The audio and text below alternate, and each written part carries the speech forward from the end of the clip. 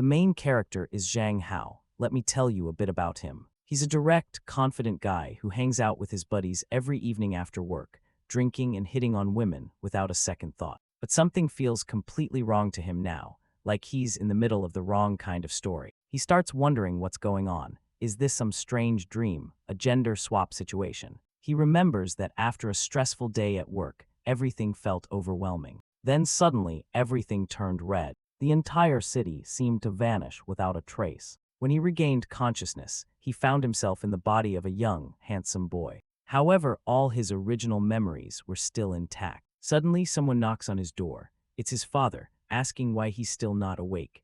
His dad reminds him about plans to go shopping with someone named Long Long and says he's heading out to buy groceries. They're supposed to have dinner later with Aunt Chun. His father also tells him to take better care of himself since he's a boy and suggests he learn to apply makeup. Maybe Long Long can help. Zhang Hao is totally confused. Makeup, who even is Long Long? Why is he called Hao Hao now? And why is there so much cute stuff around him? Then his phone rings. Someone is yelling for Hao Hao to open the door. He wonders if it's his old buddy Long from his past life, a tough guy with tattoos who loved beer nights. He quickly changes out of the cutesy clothes and runs to the door. But the person outside isn't his bro. It's a blonde guy, complaining about being kept waiting and saying creepy girls could have targeted him. Zhang Hao is confused and asks where Long Long is. But then his dad responds and says that Long Long is already there. His father praises Long Long's fashion sense and tells Zhang Hao he should learn from him.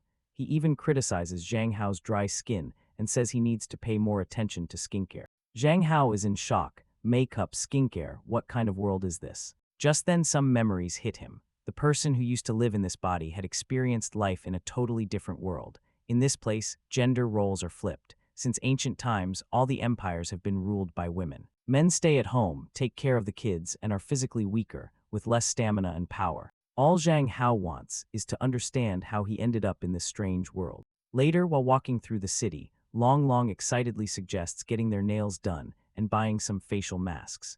He also warns Zhang Hao to carry pepper spray because female gangs in the city are becoming more aggressive. Zhang Hao loses it. He tells Long Long to stop acting so cute and says if he wants a face mask, he can go buy it himself. Zhang Hao drags him to a tattoo studio, determined to reclaim his masculinity. He storms in and demands a fierce tattoo, maybe a dragon or a mafia-style design.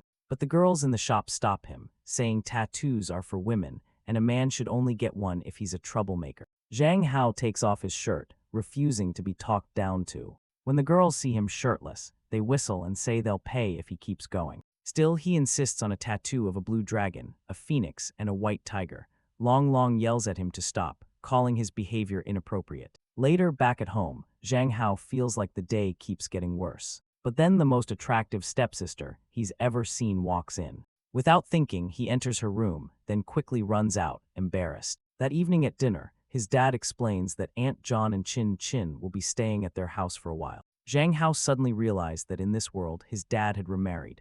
His stepmother was Zhang Yan, and his stepsister was Zhang Kaienkin.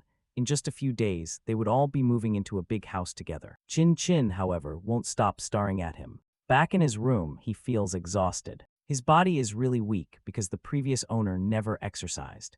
He imagines himself all dolled up in makeup and pretty clothes and gets frustrated. He couldn't even get a tattoo today. He's stuck in a world where women rule and the people he knew, his dad, his brother, are completely different now. If everything is reversed, does that mean he has to act feminine too? He yells that he'll never do it and throws a teddy bear in frustration. But then he notices the bear looks tiny compared to his sister's 2 giant plush spheres. He apologizes, but then Chin Chin storms in without hesitation and throws him onto the floor. She pulls him in close, saying she missed him. He has no idea how to respond. She notices his face turning red and asks if he's feeling sick. Maybe she should check. Zhang Hao, with a blank stare, weakly says that he's fine. Later that night, someone yells at him to wake up. His eyes are still half closed. He sees another one of those curvy, dangerous-looking women standing next to his bed. He panics and asks who she is. She looks at him and seems surprised that he doesn't recognize her.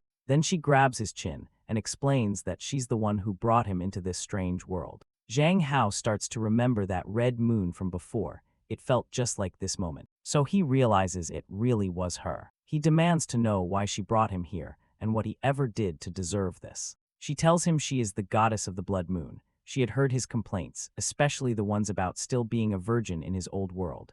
In this new place, she says, there are plenty of women who would happily wear him out. But he doesn't care about that. He just wants to go home. He says there's not one normal woman here, and he begs her to send him back. She stares at him, clearly annoyed. She calls him ungrateful and tells him there is one way out. If he completes a task, she will let him return. He asks what the task is. She reminds him of all the things he used to say in the old world. He wanted to be a real man, lift weights, and live by those ideals. The task is simple: become a true man in this reversed world. If he manages to do that, he might find a way back. But if he fails, he will have no choice but to fully adjust to life here. He asks if that means he'll turn into some kind of womanizer. She just shrugs and says maybe, but questions if that would really be so bad. Then she disappears, telling him to give this world a fair shot.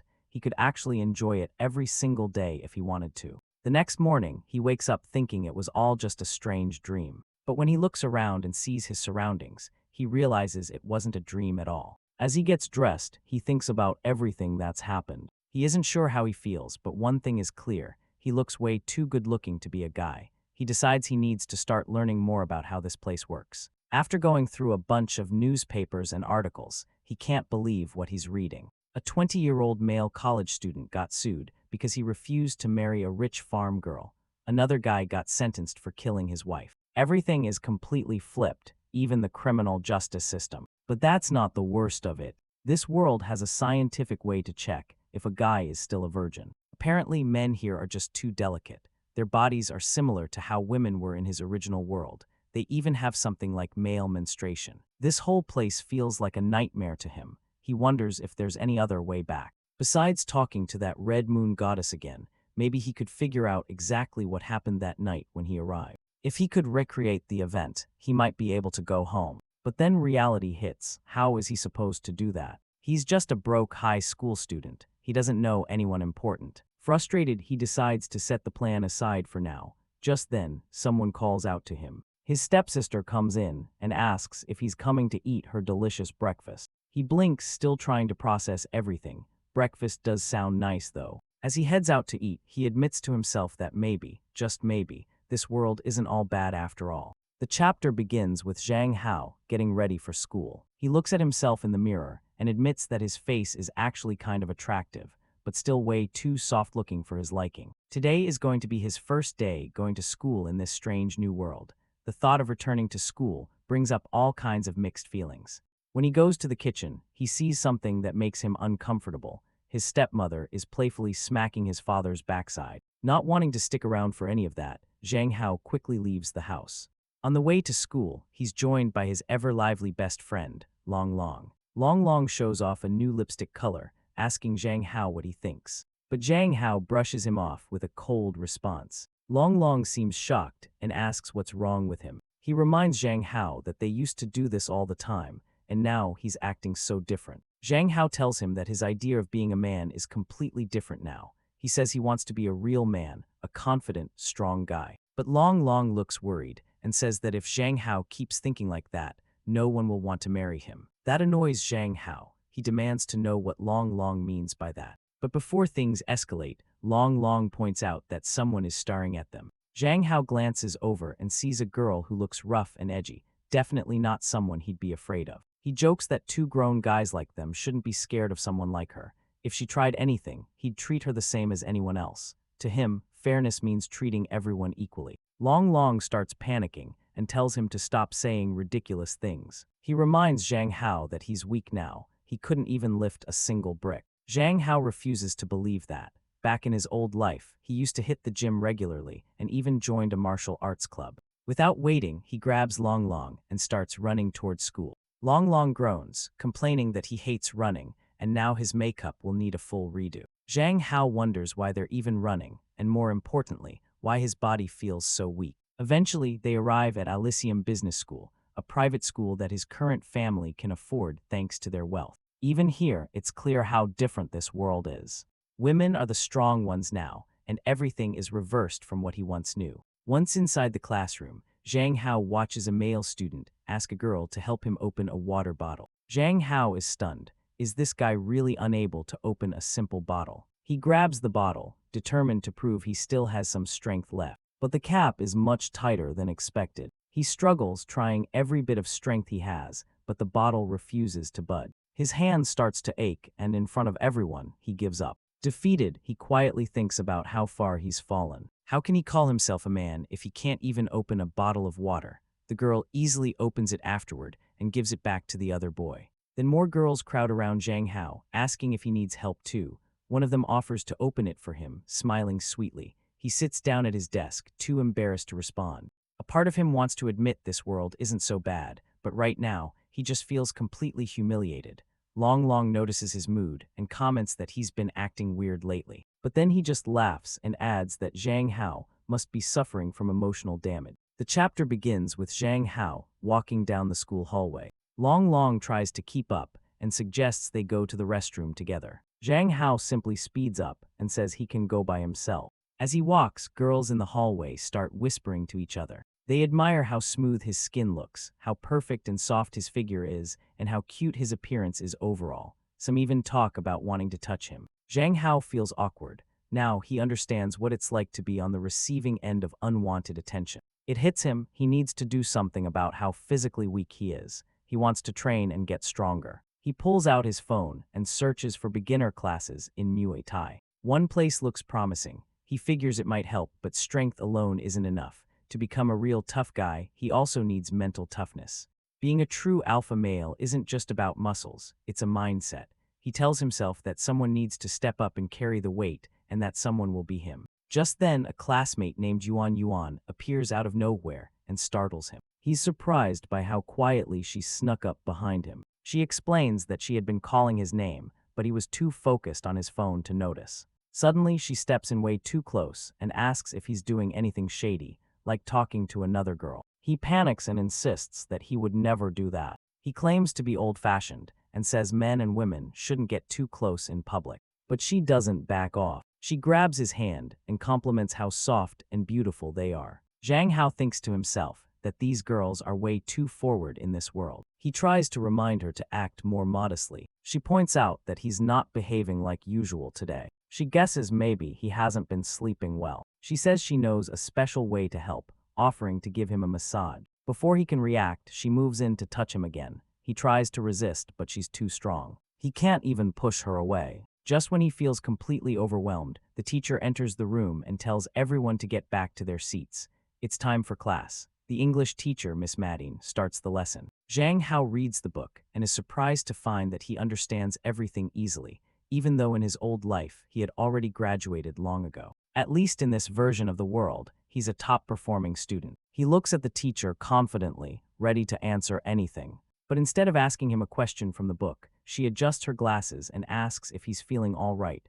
Maybe he's overheated and should visit the nurse's office. Zhang Hao is confused and tells her he feels perfectly fine. The girls in class start whispering again, saying that he's definitely acting strange today. At that point, Zhang Hao gives up on trying to figure it all out. He decides to just go with the flow and do whatever he feels like from now on. Zhang Hao walks down the school path with Long Long, who notices something's off. Long Long asks if he's okay, saying he looks completely drained. Zhang Hao replies that he's beyond tired, not just physically, his mind is worn out. Suddenly, a girl carrying 3 basketballs skips up to him, bragging about how she just nailed a 3-point shot. Zhang Hao stares in disbelief, unsure how to react.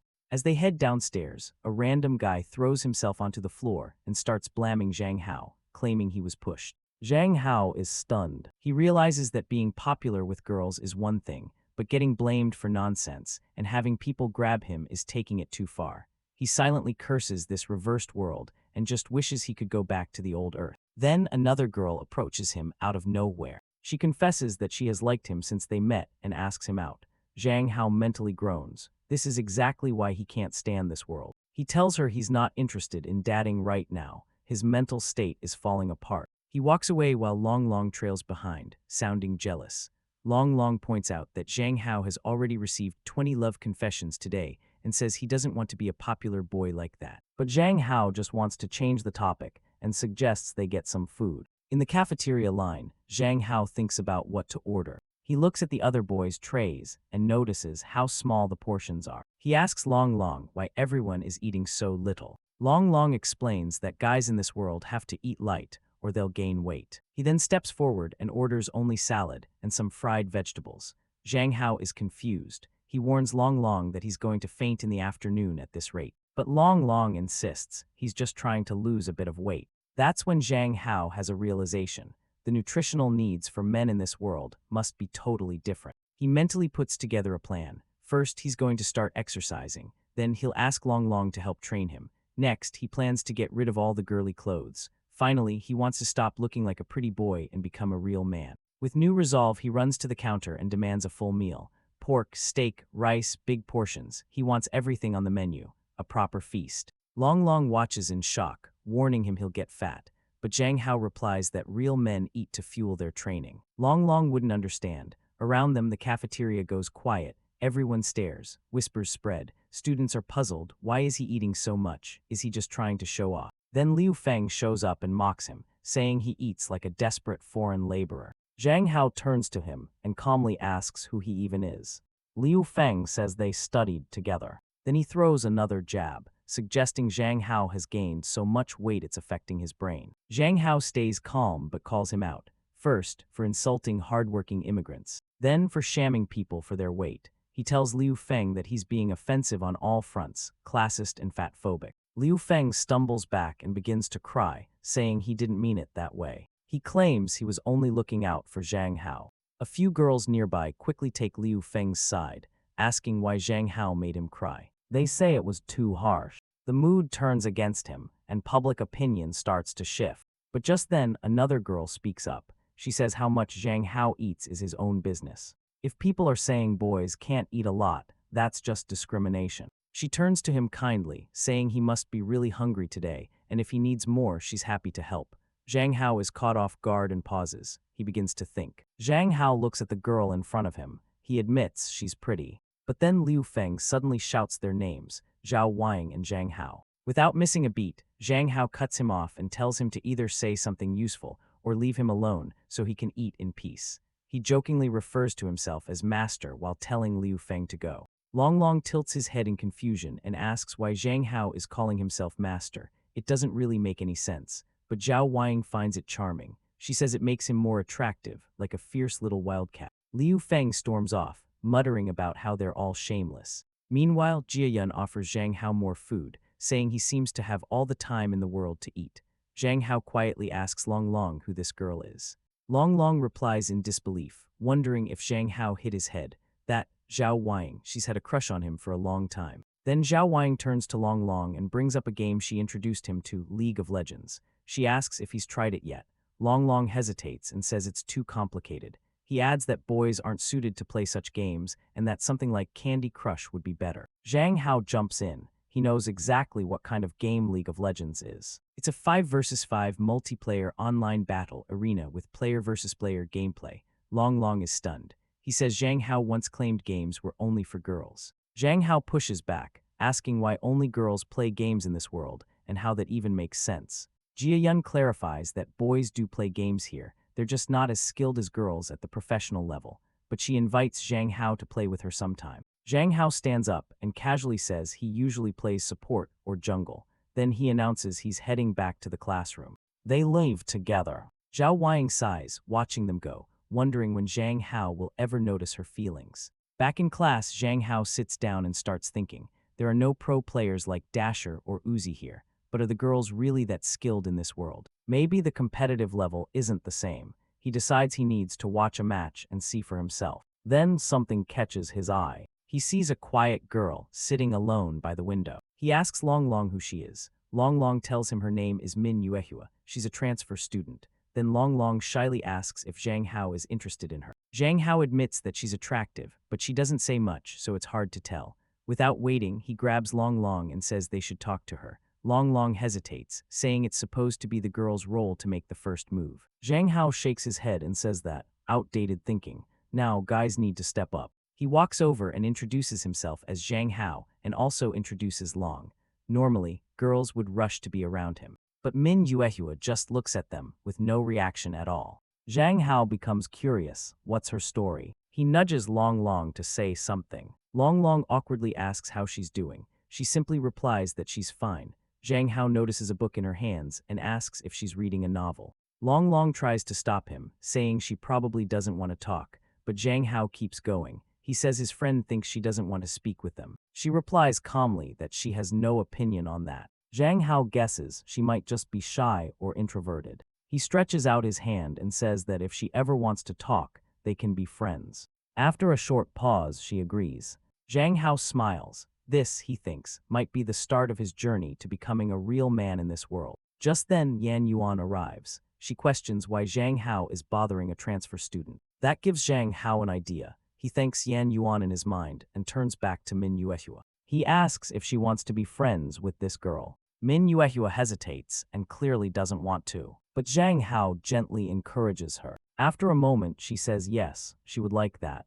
As Zhang Hao returns to his seat, Min Yuehua quietly thanks him. Zhang Hao looks back at her and smiles. Back at home, Zhang Hao is lying on his bed, headphones on, listening to intense Sigma male music. A rock and roll track starts playing. Suddenly, his stepsister walks into the room. She asks what he's doing there. Zhang Hao answers casually, saying he's just listening to some music, and asks if she needs something. She steps closer and asks if something is bothering him. Zhang Hao brushes it off and says it's nothing. But she keeps moving closer and asks if she can listen too. He starts to panic. She comments that he seems to like rock music. That must mean he's different from other boys. But being different, she says, isn't such a bad thing. As she leans in even more, Zhang Hao's mind goes into full overload. He wonders what he's supposed to do now. What would a real man do in this situation? Then in his imagination, two voices appear, like an angel and a demon sitting on his shoulders. The angel tells him to stay strong. The Sigma path means resisting temptation, but the demon argues otherwise. Forget being a Sigma. A real top-tier alpha should take what's offered. In a moment of sheer panic and confusion, Zhang Hao grabs her by the shoulders and tosses her onto the bed. She looks at him in shock and asks if he meant to hug her. He's sweating, trying to gain control of himself. He tells her he can't hold back anymore. Suddenly, a strange memory flashes in his mind, something about belonging to someone, a voice saying she'll find him no matter where he goes. He's startled and steps back, trying to figure out where the memory came from. Why did it feel so real? His sister, now concerned, walks up and places her hands on his shoulders. She asks if he's sick because he looks really pale. He shakes it off and says he just needs some rest. Then he changes the subject, asking if he would look better with a shorter hairstyle. Still flustered, she tells him she'd look good no matter what. Then Zhang Hao thinks to himself, something feels off. Is it just him, or is there something weird about his sister and this goddess from before? He comes to a conclusion. No doubt about it, he must be cursed. And now he's even more determined to ditch this weak, beta male identity. He makes up his mind. Time to change everything, starting with his appearance. He heads to a hair salon. The attendant greets him warmly and compliments his already beautiful looks, saying she'll bring out their best hairdresser just for him. But Zhang Hao insists he's just there for a haircut, nothing special. Soon, the hairdresser arrives and looks him over. She asks what kind of style he wants. Zhang Hao says he doesn't care, as long as it's short. He tells his to do whatever he wants. It doesn't have to look cute or perfect. The hairdresser is confused. He's never had a customer who didn't want to look prettier. He thinks it over, then smiles. He guesses he probably wants the opposite look. He jokes about it, saying maybe he secretly wants to look even more attractive. Finally, after a long session, he announces he's done and spins the chair around. Zhang Hao looks in the mirror and is stunned. He did cut it short, but somehow he looks even cuter than before. He beams with pride and tells him there's no need to pay. All he wants is to take a photo to promote his work. But Zhang Hao quickly refuses. No photos, he'll pay the full price. He agrees and tells him to come back anytime. He needs help from a professional salon. As he steps out onto the street, Zhang Hao reflects. He admits that having some extra style and charisma isn't a bad thing. Maybe, just maybe, he can get used to this. Later that night, back at home, he stands in front of the mirror and inspects his new haircut.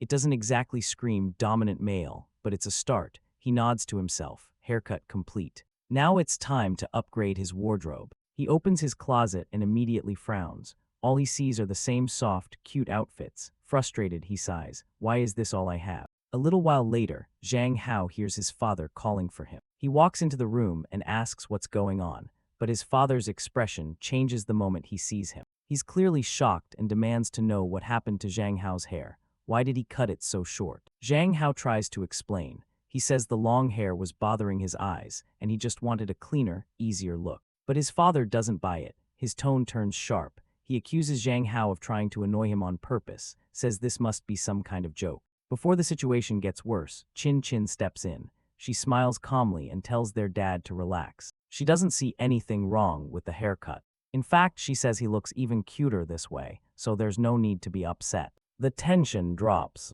She turns to Zhang Hao and asks him to come to her room. She says she has something for him, a gift. Zhang Hao follows, curious. His thoughts are spinning. What is her room going to look like? Is it going to be some girly paradise, or something completely unexpected? When they get there, Chin Chin walks over to her desk, picks something up, and hands it to him. She says she bought it quickly, but hopes he'll like it. Zhang Hao opens the small box and is stunned.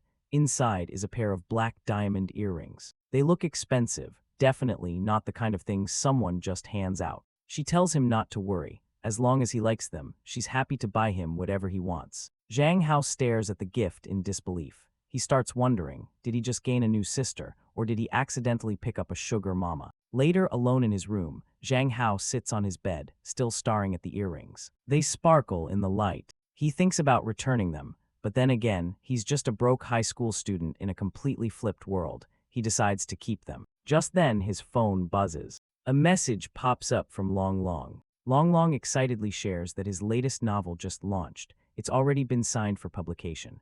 The title, Soft and Cute Friend Boy vs. the Sassy CEO Boss Lady, A Tale of Forbidden Love.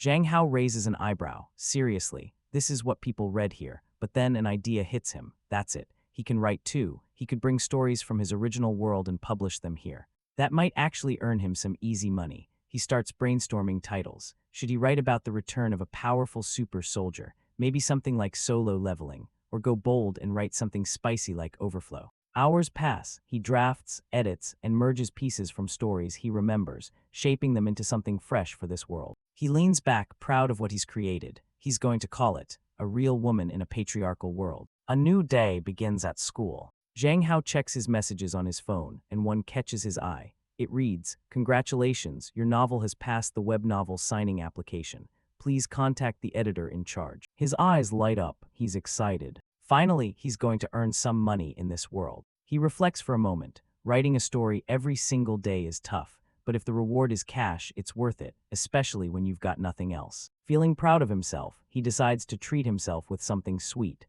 Ice cream sounds perfect. As he walks to the store, something about the place feels familiar. Then a memory hits him. He remembers the first time he met someone, her. At that time, he thought she was his senior. Her body had a petite frame, but somehow she gave off a powerful presence. He recalls her name, Ami. She was the daughter of Uncle Jin, the man who owned the small grocery store next to his house. May had always been cute, kind, and sweet.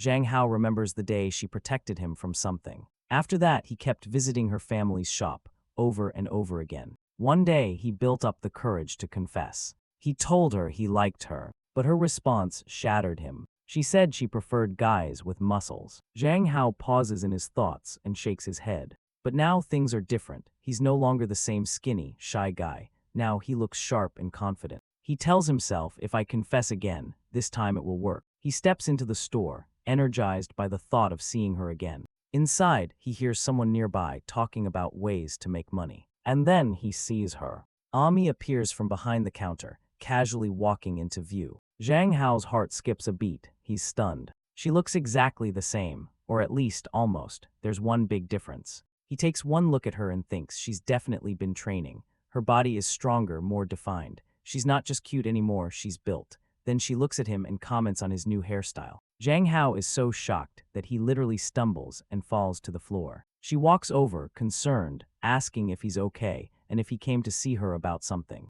But Zhang Hao, overwhelmed by emotion, shouts out to the sky in his mind, "Goddess, please bring back my sweet Ami." The chapter opens with Zhang Hao sitting in a chair. A cold slice of watermelon rests nearby. It looks like he had fainted earlier. He mumbles something softly, still half-conscious, mentioning Miss Ami. Suddenly, a firm hand grabs his shoulder. The pressure is so strong, the chair beneath him snaps and collapses. He jolts awake. She asks if he's all right, clearly worried. But Zhang Hao springs up, quickly flipping backward with some flashy moves to create distance. He insists he's totally fine and says he's heading out. As she tries to hand him her phone number, he panics internally. His thoughts are racing. Even this small, delicate girl from his past has turned into a powerhouse. He's convinced he needs to sign up for that Muay Thai class immediately. And not just that, he still has to buy gifts for his sister, and his wardrobe seriously needs a full reset. He groans in frustration. No matter the world, money is always the biggest problem. Then a familiar voice calls out. He turns and freezes. It's Chin Chin. She's practicing yoga, holding a graceful pose. He asks if she's seriously doing yoga. She nods and says she just wanted to try a few exercises, ones that boys used to do. Zhang Hao stares. In this world, boys are the ones who did yoga. What kind of world is this? As she walks toward him, he pulls back slightly and jokes about keeping her hands to herself. But Chin Chin gives him some advice. She says he needs to get stronger, or he'll keep getting bullied at school. That stings. He can feel the burn of embarrassment deep down. To her, he looks weak, and that's something he can't accept. With determination in his voice, he challenges her to an arm wrestling match. She agrees. He raises the stakes. The loser has to do one thing for the winner, no questions asked. She nods again, and they lock hands. The match begins. Zhang Hao focuses. To him, this isn't just a game. It's about pride. It's about dignity. It's about proving he's not weak. He tries to summon every ounce of strength from what feels like trillions of struggling ancestors, but it's no use. Chin Chin notices his shaking arm and the pain in his face. Concerned, she stops the match, asking if he's okay. He admits defeat, defeated but not broken. He asks what she wants as her prize. Her answer is simple. She says she wants to try resting her head on his lap. Zhang Hao freezes, confused. Wait, did she just ask to lie down on his legs? Yes, that's exactly what she meant. As she gently lays her head on his lap, he watches her, stunned. Her cheeks are slightly red. He thinks to himself, if this is what she wants, then she can stay there as long as she likes. Zhang Hao is focused on working on his novel when his phone suddenly rings. It's Yan Yuan, the blonde girl from school, inviting him to the amusement park. She mentions that both Yua and Long Long will be joining as well. Just then, shouting from outside catches his attention. He looks out the window and sees Long Long with a girl. Later, when he comes down to meet them, the girl suddenly rushes into his arms. Confused, Zhang Hao wonders who this girl even is. The girl, visibly upset, asks why Long Long doesn't remember her. Long Long replies that it's been 4 years since they last met, so of course, he forgot. Even though Zhang Hao doesn't really feel like going to the amusement park, Long Long insists that Yua could use more friends. Reluctantly, Zhang Hao agrees. He tells them to wait while he changes his clothes. As they get ready, Long Long's sister snaps a photo of him and says he looks especially beautiful today. The group decides to start with the haunted house. Long Long already looks nervous, his body slightly trembling. Zhang Hao encourages him, saying he needs to be braver. After all, he's supposed to be a guy. They quickly pair off. Yua ends up with Zhang Hao, while the others, Long Long, Yan Yuan, and Long Long's sister, go together. As they walk through the dark, spooky halls, Zhang Hao turns to Yua and asks if she's scared. She stays silent. Trying to be supportive, he tells her that she can hold on to him if she's afraid. Without a word, she gently takes hold of his arm. As they continue walking, they pass by skeletons and spooky effects. Zhang Hao stays calm, even joking around, telling the skeletons he's in a rush. But after wandering for a while, he realizes something's wrong.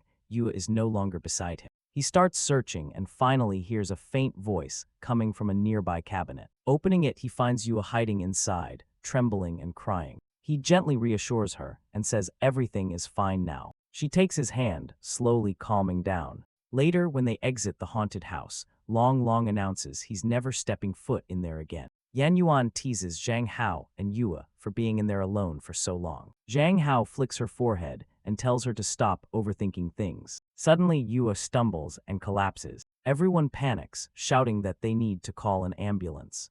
But Zhang Hao stays calm and tells them not to panic. He suggests they lay her down on a bench to rest. She likely fainted from fear. Long Long nervously suggests performing mouth-to-mouth resuscitation. Yan Yuan protests, clearly uncomfortable, and says they should call emergency services instead. Not wanting more chaos, Zhang Hao asks her to just buy water and food instead. He gently places Yua's head in his lap.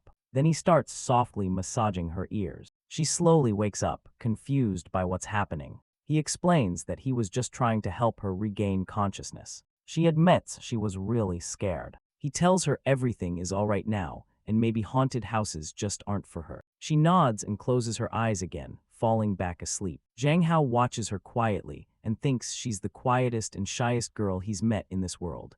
There's something different about her. After some time, the others return and ask if she's okay. She assures them she's feeling better now. Yan Yuan suggests they continue exploring the amusement park, but Zhang Hao shakes his head and says they should head home instead. Yue holds his hand and insists they go together. Yan Yuan and Long Long's sister clearly don't look happy about it. Later, they arrive at an enormous, luxurious villa where maids greet them at the door. The butler scolds Yue, saying she shouldn't have sneaked out so far without telling anyone. The group is shocked, realizing Yue is incredibly wealthy. The butler quickly adjusts his tone and apologizes for his rudeness, now realizing they're all friends of Yue. He offers them fine tea, mineral spring water, and pastries made by personal chefs. Everyone is impressed by how high-end everything is. Yue excuses herself to change, leaving the group still stunned by her wealth. Zhang Hao, however, doesn't seem that amazed. As they walk through the villa, the butler gently scolds Yue again, saying she went too far today and everyone was worried. Yue suddenly stops and asks if her father called. She also asks where her mother is. The butler answers honestly, neither parent has called. Her father is busy traveling and her mother is working. Yue wonders out loud why her father didn't call her. The butler assures her that her parents love her and will return with gifts, but she doesn't seem convinced. Later, she comes back wearing a new, elegant outfit. Everyone else is impressed, but Zhang Hao notices something different. She looks more glamorous than ever, but her eyes seem empty, like a doll without life. He asks her if something is wrong. She softly replies that her dad didn't call her again. Not knowing what else to say, Zhang Hao awkwardly offers to keep her company if she ever feels lonely. Suddenly, Yue lights up, grabs his hand and pulls him along. She brings him to a secret room filled with weapons. She enthusiastically shows off her favorite gun and offers it to him. Zhang Hao panics inside. He thinks that if he brought something like this home, he'd definitely be in trouble. Yue tells him this is her most treasured item. Yue adds that friends should be able to exchange gifts. Yue says she wants to be his friend forever. Zhang Hao awkwardly replies that they can still be friends, even without firearms. She wraps her arms around him in a tight hug, saying they must stay together, always. Zhang Hao blinks, thinking to himself, wow, she's moving really fast. The next day, the group leaves Yue's home. As they walk together, Long Long remarks that seeing her in all those outfits makes him want to go shopping for new clothes. Zhang Hao agrees. He needs a wardrobe refresh too. Long Long suggests they go shopping together tomorrow. And so they do. At the clothing store, Long Long is busy trying on cute outfits, clearly enjoying himself. Meanwhile, Zhang Hao struggles to find anything that fits the image he wants to present. After shopping, they decide to grab some food and head to a nearby fast food place, McDonald's. While eating, Zhang Hao starts feeling uneasy. It feels like someone is staring at him. In a corner of the restaurant, a girl is quietly snapping a photo of him. She posts it on social media, with a caption saying she wants to marry the handsome boy she just saw in McDonald's, adding heart-shaped eyes to the message. Long Long notices that Zhang Hao has suddenly pulled a hat over his head and asks why he's doing that. Zhang Hao replies that he's too handsome and needs to keep a low profile. Long Long jokes that if he's not careful, he's going to become an online celebrity. Zhang Hao laughs it off, thinking it's all exaggerated. But it doesn't take long before things spiral. His picture begins trending, top 5 on social media. Girls start commenting about his beauty, calling him a living fantasy. Some say he looks better than most celebrities. Others are determined to find out who he is. One girl stares at the screen and suddenly recognizes him. She remembers a post made by Long Long's sister, something about their visit to the amusement park. The day after his amusement park outing, Zhang Hao is back home and completely worn out from all the attention. His phone rings again. It's Long Long. Zhang Hao answers, clearly annoyed, wondering why he's calling again. Long Long explains that someone took a photo of Zhang Hao at McDonald's, and now it's being shared everywhere. Confused, Zhang Hao says it's just a picture. How bad could it be? But when he checks the app, he sees his name trending in the top 4. He groans, realizing he's gone viral. Still, he tries to calm himself. This kind of fame usually fades fast, In a few days, people will forget. To relax, he opens up a game streaming site, but he notices something has changed. The just chatting category, once filled with girls, is now full of boys. He switches to a battle royale stream. The game is the same, but the streamer is a girl now. That doesn't bother him, but the shift in dynamics is clear. He thinks about his age. Could minors stream live games in this world? Suddenly, his sister comes home. She notices the commotion and jokes that she didn't expect her little brother to become an internet celebrity. Feeling embarrassed, Zhang Hao says she found out too. She asks if he went out with Long Long. Before he can answer, she lunges at him in worry. She wants to know if he was harassed by strangers. He reassures her that he's fine and says he can handle himself. But she insists that he's still too naive. Women in this world are a lot more aggressive. She tells him that if anything ever happens, he has to tell her. He agrees. Then he notices something odd. Her phone wallpaper is a photo of him with Long Long. Zhang Hao is surprised and wonders who even took the picture. The next day, Zhang Hao tries to stay low-key, but groups of girls are looking for him. Long Long calls and warns him not to go to school. There's a crowd waiting at the front gate because of his rising fame. Zhang Hao sighs. No way he can go to school today. Instead, he asks his sister to contact the school for him. With time to kill, he decides to stream a game, League of Legends. He starts playing, controlling his favorite character. He performs some impressive moves, landing several kills and even scoring a pentakill. He smiles, looks like his gaming skills haven't faded in this world. Later that evening, after eating, he returns to his room to begin his live broadcast. His sister notices something odd but says nothing. Zhang Hao goes live. It's his first time streaming and he's a little nervous. He greets viewers and jumps into a match. He plays Yasuo in the jungle, taking down the dragon early and defeating a Garen. On the other side, the opponent is a professional female gamer who's also streaming. She's surprised. How could a new player beat her? Her chat floods with messages. They're stunned that she lost. Some viewers accuse Zhang Hao of cheating or pretending to be a boy. Annoyed, the girl decides to get serious. Her gameplay speeds up, fingers flying across the keyboard. But even then, Zhang Hao defeats another enemy.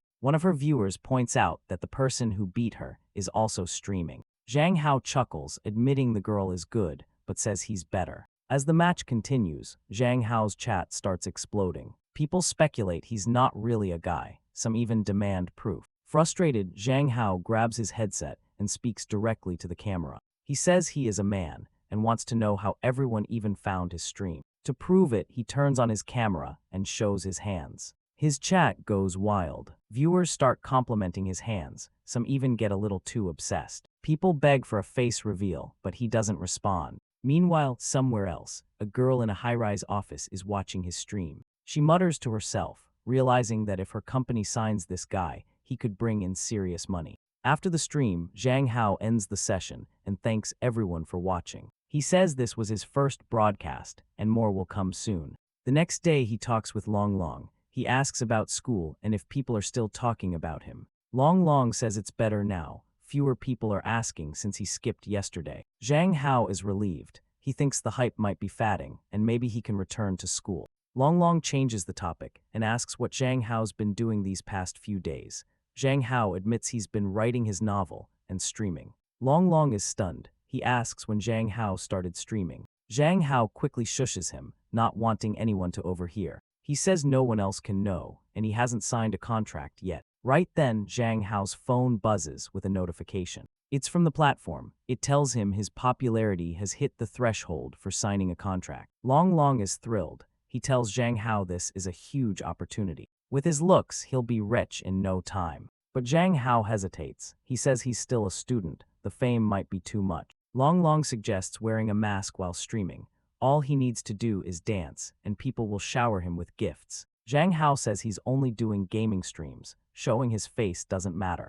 As they walk, Zhang Hao suddenly notices someone following them. He tells Long Long he needs to go to the supermarket and parts ways. Then he spins around and calls out to the followers. A girl with pink hair steps out, her tone playful. She says she's lucky to run into such a good-looking internet star in her area. She calls herself his big sister and claims she'll take care of him. Zhang Hao looks confused. He asks who she even is. Someone behind the pink-haired girl speaks up.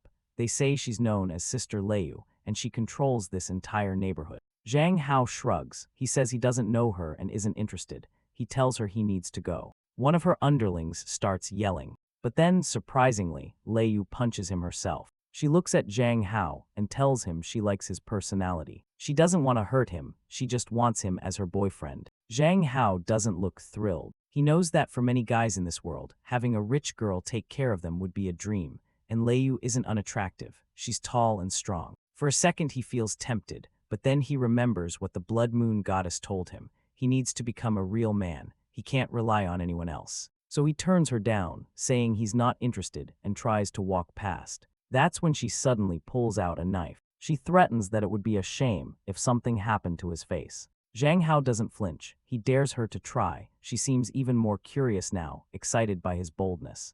But Zhang Hao doesn't hold back. He punches her in the face, follows it with an elbow to the chest, and knocks her down. She's shocked. This wasn't what she expected. He tries to kick him, but she blocks it. Then she throws a punch, but Zhang Hao dodges and grabs the knife.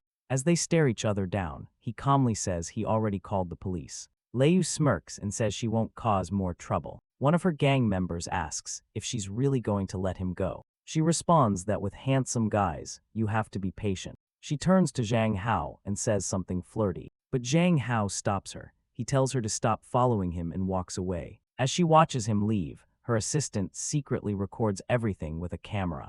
Back in that same office, someone else is watching the footage with interest. At a media company, Miss Wei is told about Zhang Hao's rising popularity. She's not thrilled and says this should be a job for the scouts. But her assistant explains that the chairman personally requested her to look into it. Curious, Miss Wei studies Zhang Hao's photo. She notes he just looks like a regular high school student, but there's something about him.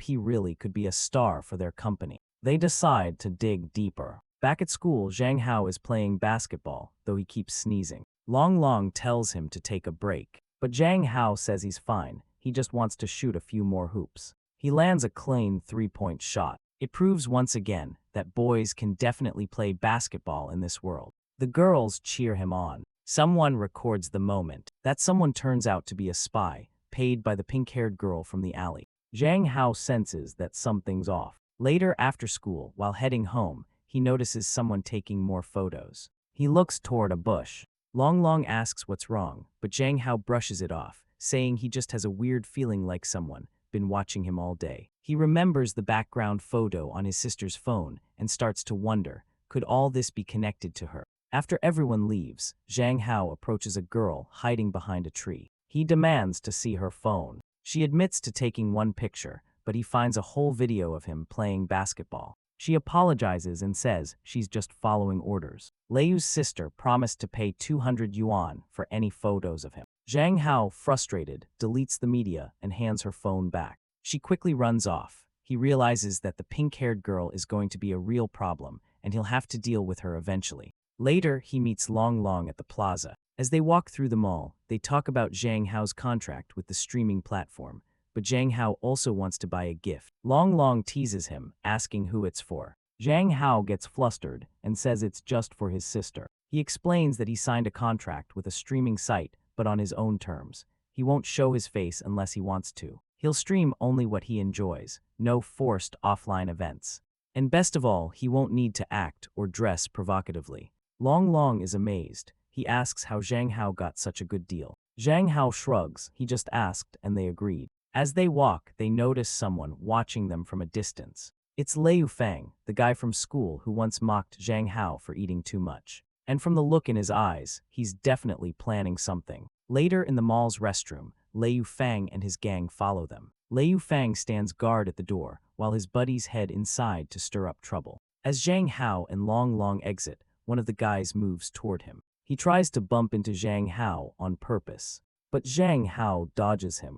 Zhang Hao calmly asks what he's doing. The guy starts yelling, accusing Zhang Hao of not watching where he's going. Long Long jumps in, pointing out that it was clearly the other guy who caused the bump. The troublemaker grabs Long Long by the collar. Zhang Hao steps in. He says it's fine to bump into him, but grabbing his friend crosses the line. Tensions rise. Suddenly, the guy tries to spit at Zhang Hao. Zhang Hao dodges and yells, asking if the guy has lost his mind. Then he punches him square in the face. Another thug steps in to help, but Long Long handles him with surprising skill. He fights fiercely, and Zhang Hao watches, impressed. He's starting to look like a fighter from an action anime. After landing a few good punches, Long Long warns them, next time he'll break their legs. The first guy holding his face growls that he's calling his girlfriend to bring backup. Not long after, a voice shouts from outside the mall. A girl with a fierce presence, known as the Tremona Girl, steps forward and asks if this is the guy who caused trouble. The guy points at Zhang Hao, saying it's him.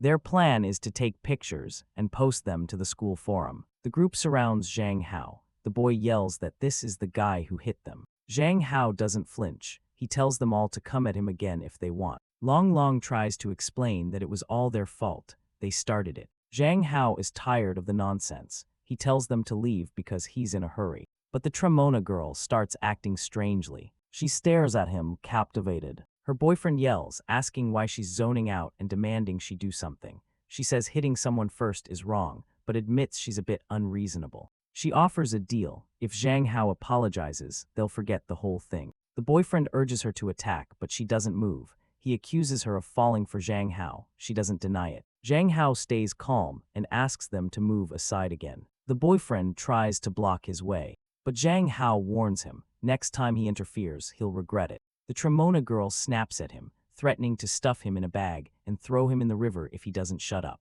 Then she turns to Zhang Hao and asks for his phone number. Far away, a boy named Liu Fang is recording everything and uploading it to the school forum. At the same time, a black limousine pulls up nearby. Inside the car, Miss Wei watches everything unfold. Liu Fang keeps recording, hiding nearby. But Liu, the pink-haired girl, spots him. She storms over and demands to know why he's filming. Liu Fang tries to back away, but she grabs his phone. She snarls, accusing him of taking photos of her man. She even grabs him by the neck, and weirdly, Liu Fang seems to enjoy it. She smirks and tells him to come meet his brother-in-law. The Tremona Girl grows anxious, seeing Liu. She whispers nervously, "Why is she here?" Liu walks right up to Zhang Hao, acting sweet. She says it's only been 2 days, but she missed him so much. He ignores her and starts walking away. She kicks the guy in the back. Then she tells Zhang Hao she caught him taking photos. Zhang Hao is clearly irritated and asks what she wants.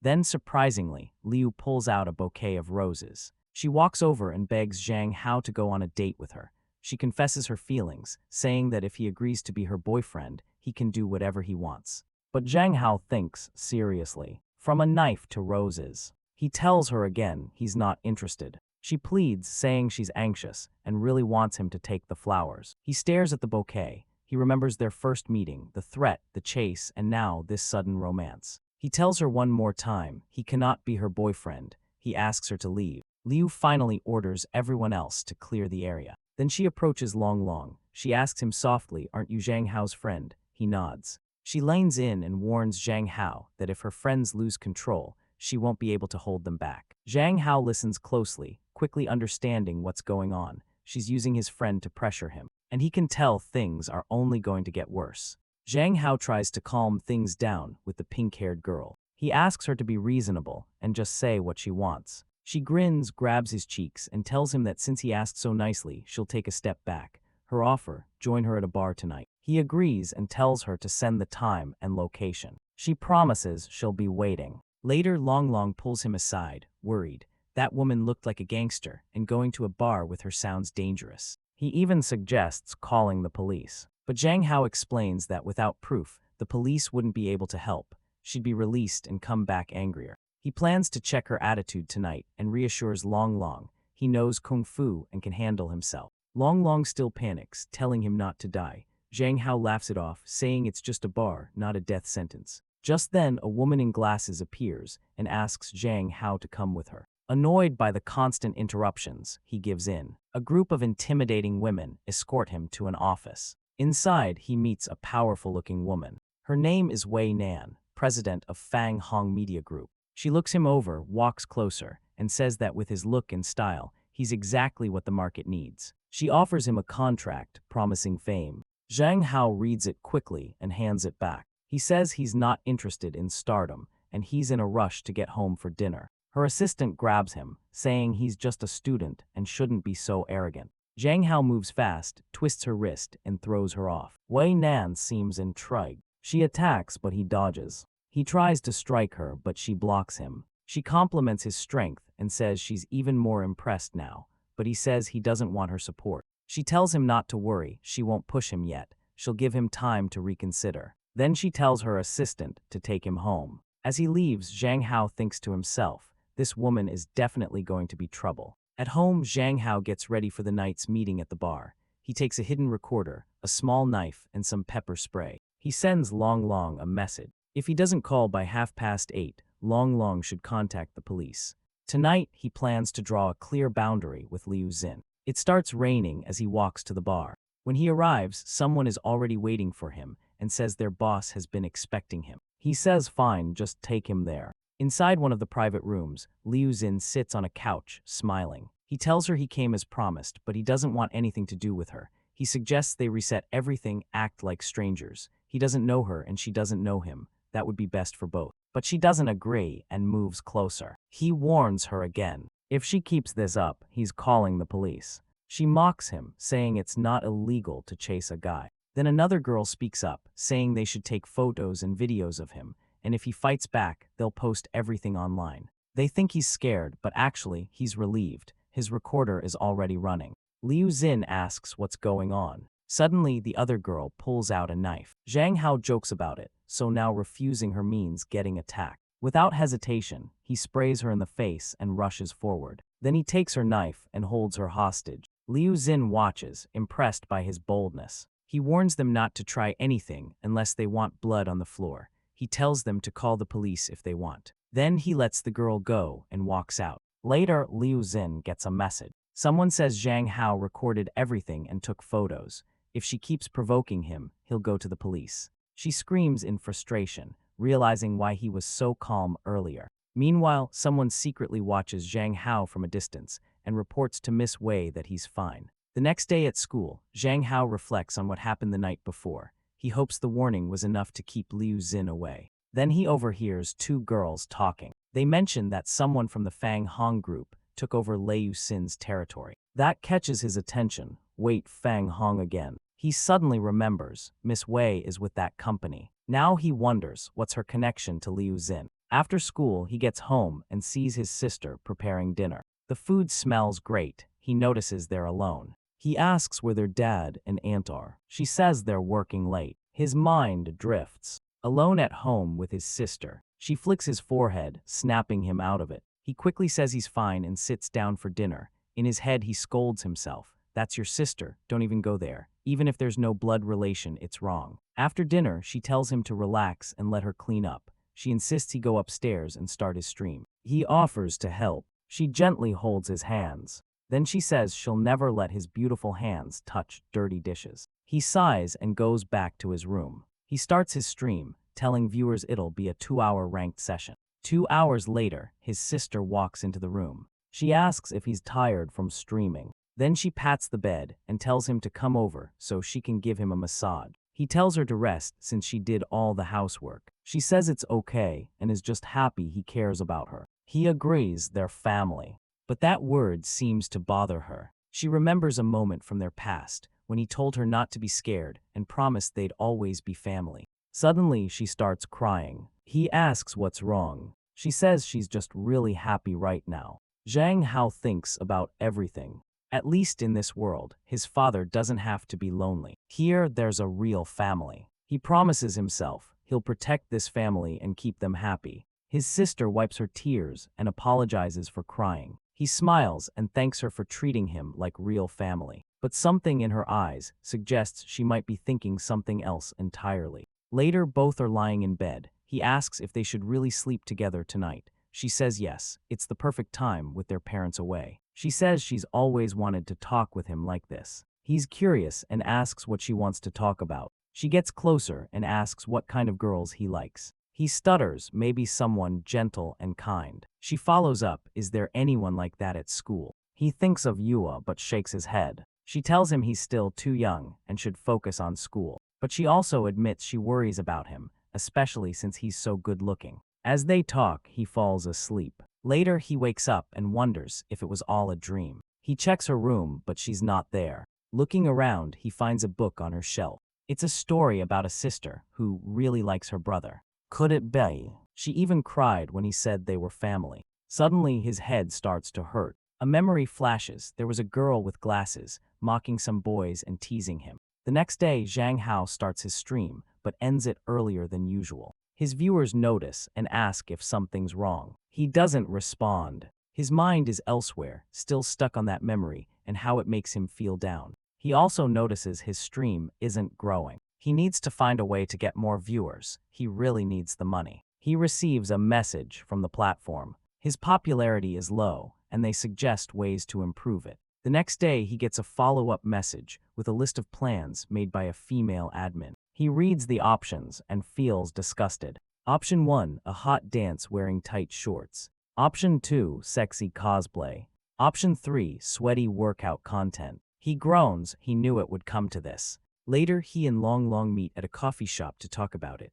Long Long asks why the platform admin wants to see him. Zhang Hao says he has no idea, but they head in. They're greeted by a woman named Song Qing. She manages streamers and tells him to call her Miss Song. Zhang Hao introduces Long Long and says he's seen the suggestions, but isn't doing any of them. She smiles and says she watches all his streams. She didn't expect him to agree to the first two, but suggests he seriously think about the third. He asks why. Suddenly she stands and touches his chest, saying he has good structure, but it needs toning. He's awkward, but she keeps going. She says he could stream workouts with a mask, no need to show his face or skin, just his form and strength. Long Long thinks it sounds fair. Zhang Hao agrees. He decides to stream workouts for half an hour, 2 or 3 times a week, while keeping his identity hidden. Back home, his father is shocked. He hears the news and yells, streaming workouts online? Absolutely not. Zhang Hao's father grabs him by the neck, clearly upset.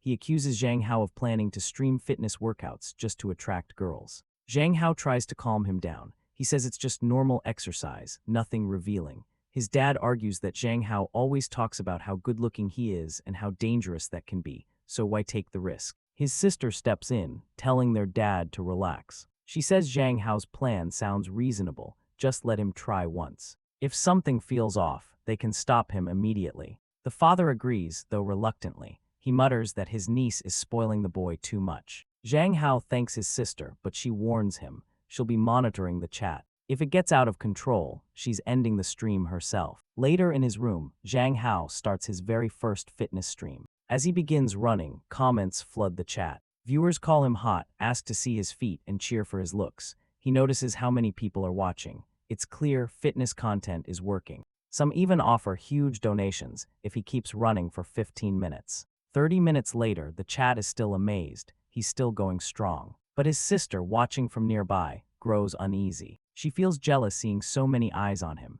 She thinks to herself, if I stay the way I was before, he'll slowly slip away from me. When the stream ends, Zhang Hao tells viewers he's heading for a shower. His sister comes over, clearly bothered. She asks him to stream less, it's affecting her. He reassures her, saying this much is okay for now. Then out of nowhere, she slaps him. He's shocked, was that real or just his imagination? That night, she enters his room and walks closer. She softly says that if they hadn't been separated back then. Zhang Hao suddenly remembers something from long ago. A memory appears.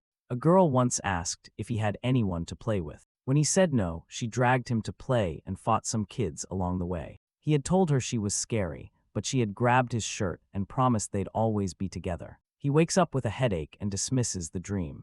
It doesn't matter right now, he needs to get ready for school. But then he hears a voice. His sister is lying next to him in bed. She smiles and says good morning. Confused, Zhang Hao asks why she's there. She explains she just came to check on him and accidentally fell asleep next to him. He awkwardly says he'll take a shower and gets up. She tells him not to rush. She plans to buy a new car and drive him to school. Later, on the way to school, he thinks about the Muay Thai club. Suddenly, Yua surprises him from behind. She's been training hard. He asks when she learned to fight. She explains that her grandma was a soldier and trained her since childhood. Inspired, he asks if she can teach him too. She agrees and leads him to a warehouse near the playground. They get into position, preparing to spar. Suddenly, she grabs him and takes him down to the floor. She tells him he lost. Zhang Hao, still held by Yua, surrenders. She smiles and demands a reward. Then she unexpectedly licks his ear. He freezes, confused and embarrassed. He asks her why she did that and whether someone taught her. Yua replies that she learned it from videos Yun Yuan sent her. Shocked, Zhang Hao asks to see those videos. She hands him her phone. The content shows couples doing intimate things. He's horrified. It's not appropriate, especially not for school-age kids. Yua seems confused. She asks if she did something wrong. He sighs and tells her no, but this isn't how boys and girls should behave with everyone. He says if she's ever unsure about this stuff, just ask him instead of trusting Yuan's advice. She then asks if it's okay for them to communicate like this. He tells her gently not to kiss him randomly and definitely not to do that to others. They agree to go back to class. As they walk, she wonders aloud, is that kind of touching only for couples? He hesitates and asks if she even knows what that means. She admits she doesn't. He says they'll talk more once she understands. Later, he's walking with Long Long. Yua appears again, asking if they can now communicate. He says no, not right now. She keeps asking and he keeps dodging. Elsewhere, a boy watches from the window, annoyed, muttering that Zhang Hao is the worst. Just then, a woman from Mr. Wei's office arrives and approaches Zhang Hao. She says she's finally found him. The office lady from Fang Hong apologizes for last time and says Mr. Wei wants to see him again. Zhang Hao shakes his head. He tells her he already said he's not interested and doesn't want to waste anyone's time. She explains nervously that she's just following orders and can't return without an answer. He groans internally. Here we go again. She asks if he can talk to Miss Wei if she calls her on her phone. Reluctantly, he agrees. When Mr. Wei answers, Zhang Hao tells her nothing has changed. He still doesn't want anything to do with her. Ms. Wei calmly replies. She says she understands that he hates feeling weak and wants to be strong. She knows what he truly wants, and she's willing to give him more time to decide. She hangs up. Zhang Hao thinks, how does she know me so well? He's still not sure what to do, but one thing is certain. He'll need to see her again. Back at her office, Mr. Wei reflects. She knows now. He doesn't want to be seen as weak.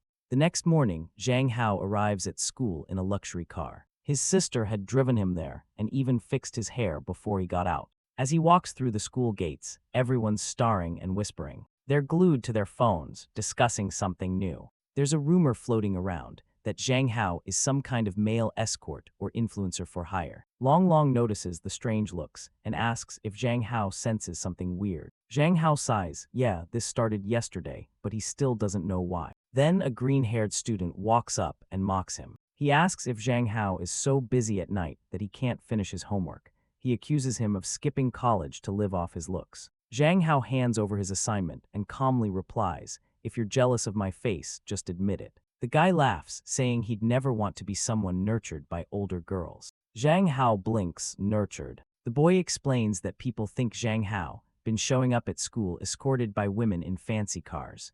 It's all over the school forum. Long Long gets angry, saying it's just rumors. But then he checks his phone. There's a post, photos of Zhang Hao arriving in a supercar with his sister. Long Long stares in disbelief. Everyone thinks Zhang Hao is being sponsored by women. Just then, a teacher enters the room and asks Zhang Hao to come with her. In the office, she questions him about the rumors on the forum. Zhang Hao says he just found out. She warns him that this kind of situation reflects poorly on the school. But he stops her. He tells her that the woman in the photo is his sister. If she wants proof, he'll call her right now. He also insists that the post is fake and asks the school to investigate properly. Soon after, his sister arrives. Her presence causes quite a scene among the students. They hear her conversation with the teacher and realize she really is his sister. The scandal is officially dismissed. She apologizes for causing trouble, but Zhang Hao tells her not to worry and to go back to work. Back in the classroom, Yuan Wang speaks up. She says she never believed the rumors. She and Long Long even started looking into it and found out who really spread them, Liu Fang and his group. Zhang Hao asks where Long Long is now. Yuan Wang looks worried. She says he went to investigate on his own, but he hasn't come back. Thanks for watching. Like, subscribe, and turn on the bell for more awesome stories. Long Long is sitting on the floor in the men's bathroom, shivering and upset. He mutters through tears that it is so cold and that Liu Feng and the others are terrible people. He vows to tell the teacher when he gets out. Meanwhile, Zhang Hao and Yin's search the school for him. Eventually, Yahello informs them that some classmates from Class 3 saw Long Long near a bathroom. They hurry there. The door is locked from the inside. Long Long cries that he is afraid. Zhang Hao tells Yuehua how to kick the door. She breaks it down easily. Zhang Hao rushes to Long Long. Long Long tearfully explains that he was locked inside and milk was poured on him. Zhang Hao says not to go to the teacher because he will take care of it. Zhang Hao then confronts Liu Feng, who is clearly nervous. Liu Feng tries to intimidate him by saying he will tell the teacher and get Zhang Hao expelled. Zhang Hao warns him to worry about himself instead, since his sister came to school to clear up the rumors from the forum post. He also points out that there are surveillance cameras behind the playground that will reveal what happened to Long Long. Zhang Hao gives Liu Feng two choices: admit publicly that the forum post was fake or face a report to the teacher the next day. Realizing he has no way out, Liu Feng reluctantly apologizes for making the video. Zhang Hao warns him not to act arrogantly again. Afterward, Long Long asks if Zhang Hao really believes Liu Feng will not retaliate. Zhang Hao replies confidently that Liu Feng is a senior, and if the video is handed to the teacher, he will at least get a major demerit. As it is getting late, Zhang Hao suggests going home. On the way, Zhang Hao asks Yuehua if she has heard of Wei Nan. Yuehua explains that Wei Nan is the head of the Wei family and a very powerful figure. Zhang Hao then asks how Wei Nan's family compares to hers, considering her mother is the city mayor.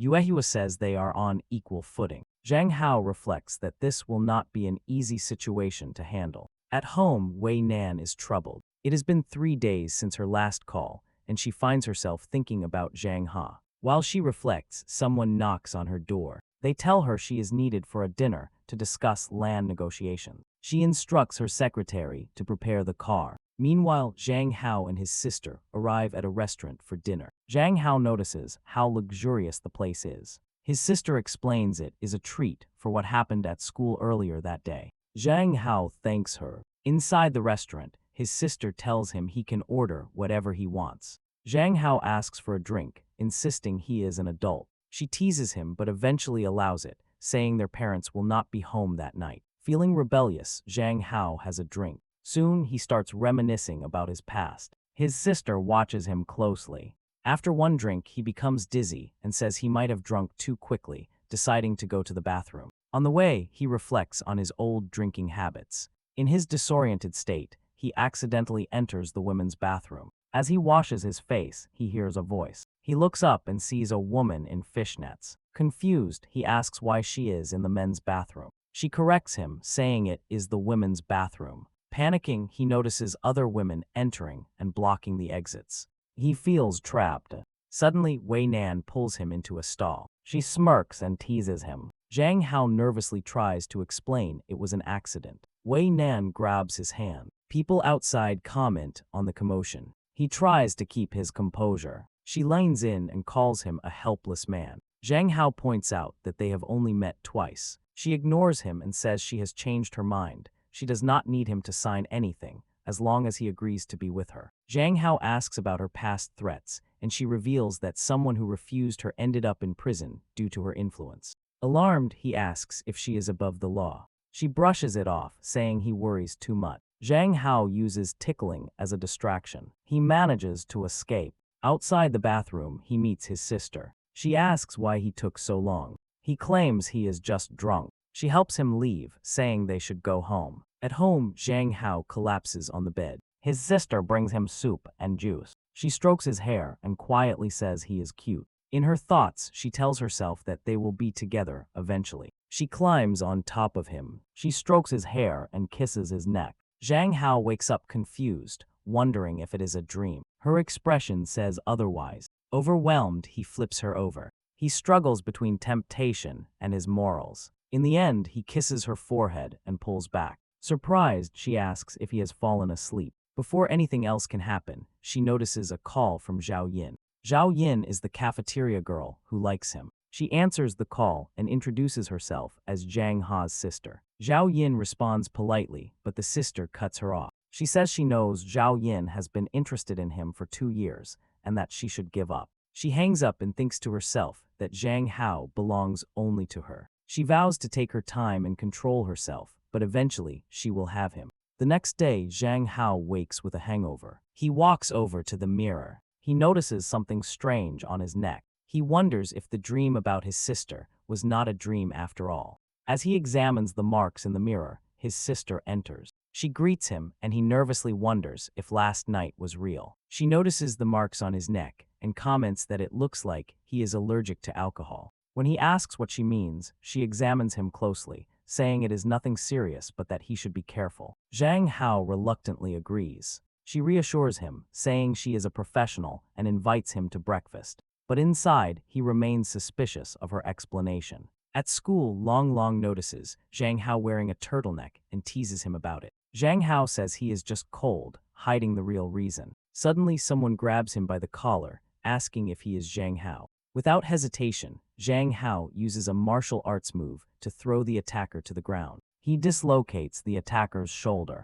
The attacker admits Zhang Hao is stronger than expected. Another student, Zhang Zhang, approaches and remarks that it is no wonder Zhao Weiying likes him. Zhang Hao brushes him off, saying he is not in the mood. Later, Yahello asks if the man was aggressive and offers to deal with him. Zhang Hao declines, saying it is better not to escalate. He asks Yahello to keep teaching him martial arts. Long Long curiously asks if they are practicing boxing and wonders what they are doing after school. Zhang Hao invites him to join so he can learn to protect himself. Long Long refuses, saying he is too delicate, and everyone laughs. Meanwhile, at a pool, Wei Nan relaxes, thinking about Zhang Hao. She admits to herself that he annoys her, but she cannot stop seeing him in her mind. She instructs her assistant to bring Zhang Hao to her villa after school. At the school warehouse, Zhang Hao announces that today's workout will focus on core strength. He says he wants to get 8-pack abs as soon as possible. Yahello responds by lifting her shirt to show her toned stomach.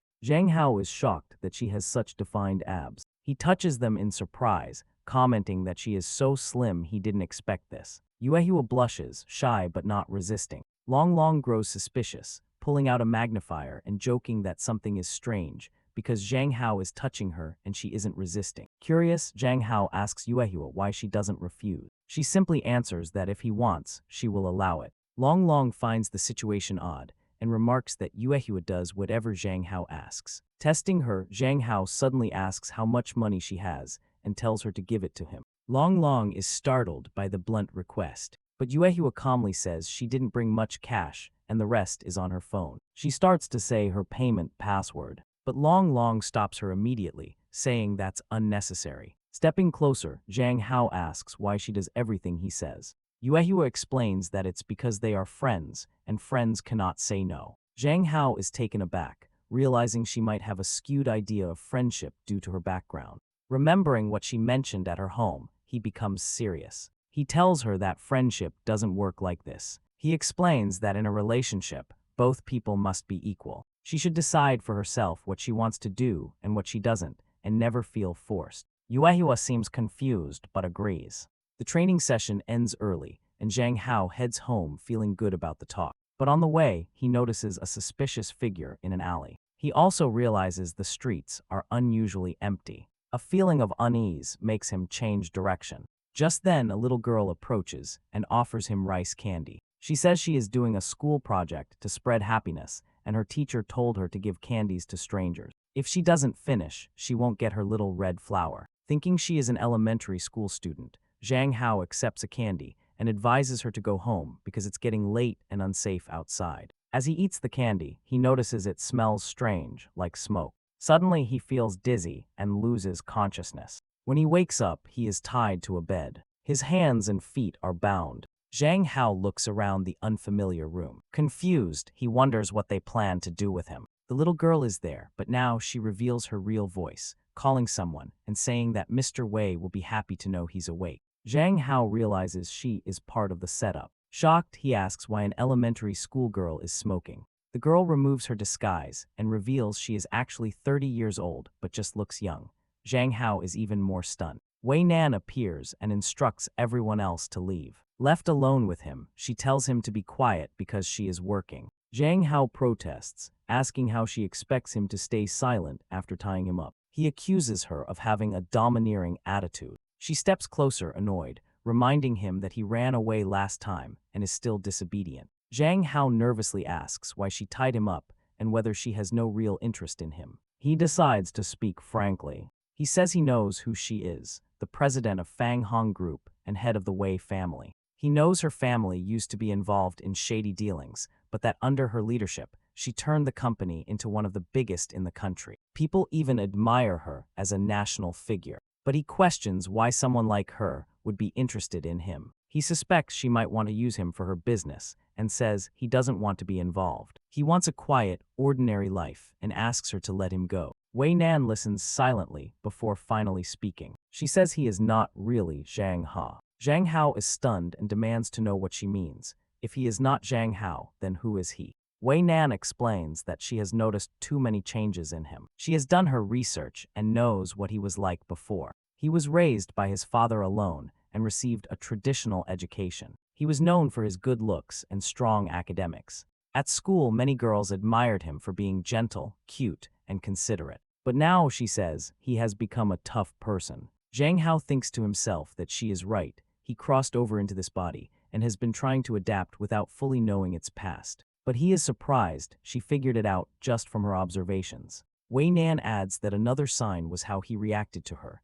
When they met, he was not excited enough. Confused, Zhang Hao asks if she means because she is famous. She clarifies that it is because he was her fan. She shows him old posts from his social media, full of admiration for her. Some posts talk about how perfect she is, and others say he wants to work hard to be worthy of her. Zhang Hao is shocked, realizing the person in this body once idolized her daily. She points out that now he shows no sign of being her fan. She dismisses excuses like split personality or amnesia.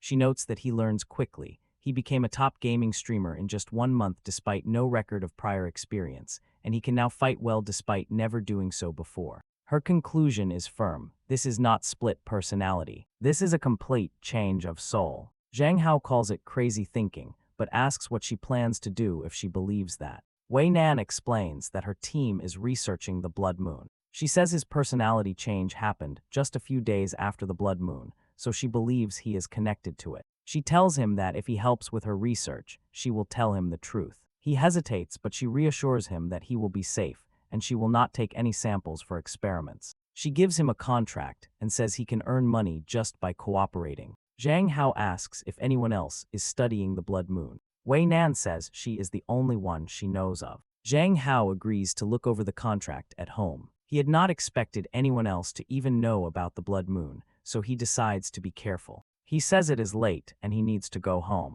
Wei Nan warns him not to make her wait too long. As he turns to leave, she suddenly spins him and pushes him against the wall. Zhang Hao demands to know what she is doing. She smiles, saying it is a punishment for attacking her last time. She pins him against the wall and spanks him repeatedly, much to his humiliation. Zhang Hao vows to remember this. When he finally gets home, his sister runs to him, hugging him tightly. She says she was worried. He apologizes and says he is sorry for making her worry. When she asks where he went, he claims he went shopping and lost track of time. He says he will shower because he feels sweaty, but she stops him. She asks if he went shopping with a girl because she smells perfume on him. Zhang Hao quickly denies it, saying he was alone. Internally, he worries because Wei Nan's scent might still be lingering on him. His sister grabs his cheeks and warns him to be careful or someone might take advantage of him. Flustered, he thanks her. She tells him to shower and change his clothes, saying she will wash them for him.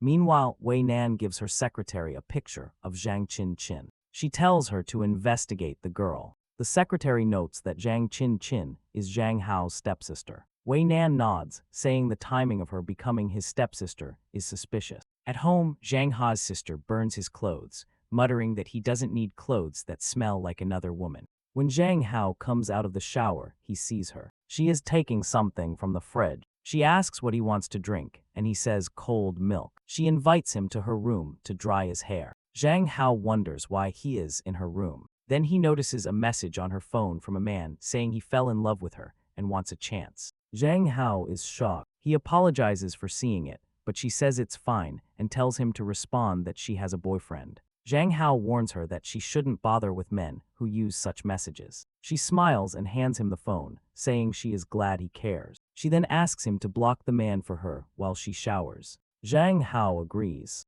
As he checks her messages, he notices a group chat called Angel with him. The group includes only him. He wonders why she has such a group. Back at school, Zhang Hao keeps thinking about his sister. He remembers that last time he made a move, she didn't resist. His thoughts are interrupted when the pink-haired boy appears again. At school, the pink-haired boy tells Zhang Hao he heard he is also live streaming. He challenges him to see who can get more yacht gifts. Zhang Hao refuses, saying he is not interested. The boy keeps pressing. Zhang Hao explains he is not like him and does not care about earning money by attracting random girls' attention. If the boy wants to play that game, he can do it alone. The boy becomes angry and stammers. Zhang Hao mocks him, telling him to go to the infirmary if he has a speech problem. The boy fumes and declares that Zhang Hao will lose no matter what.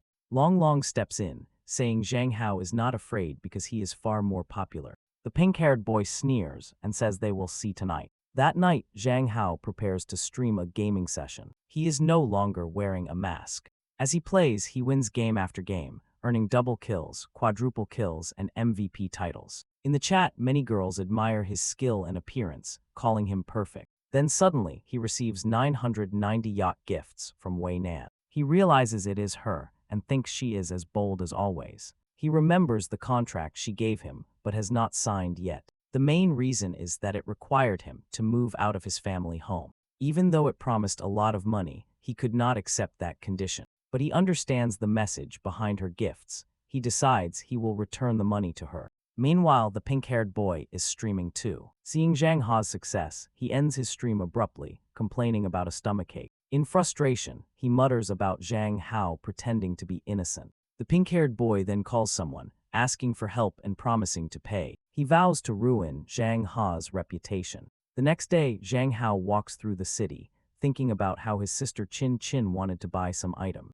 On the other side of the road, two women are talking. One points Zhang Hao out to her companion, saying that this is the person someone wants punished. The other woman studies him, nodding he looks familiar. Then she realizes who he is and says he is the one Wei Nan likes. She quickly calls Wei Nan. At the same time, Wei Nan's secretary reports to her, saying she has urgent news about Zhang Hao. Wei Nan asks what it is. The secretary explains that someone from her staff, said a streamer, asked one of her subordinates to take indecent photos of Zhang Hao. Wei Nan coldly orders the contract with the person to be terminated and leaves the rest in the secretary's hands. Back at home, Zhang Hao is thinking about the value of the 990 yachts and wondering how Wei Nan can afford so much. Just then, she calls him. His sister walks in and asks who he is talking to. Zhang Hao quickly says it is just someone selling insurance, but he knows he is in trouble now. He ends the call, which leaves Wei Nan furious. She orders a car immediately. In his room, Zhang Hao realizes it was rude to hang up and plans to discuss returning the yacht money with her. Then she calls again, ordering him to come out of his house alone, or she will send someone to arrest him. Shocked, he asks if she is really going to break into his house. She responds calmly, saying her car is already outside. Looking out the window, he sees expensive cars. They are parked nearby. He tells her to have everyone leave. Then he tells his sister he is going to the convenience store.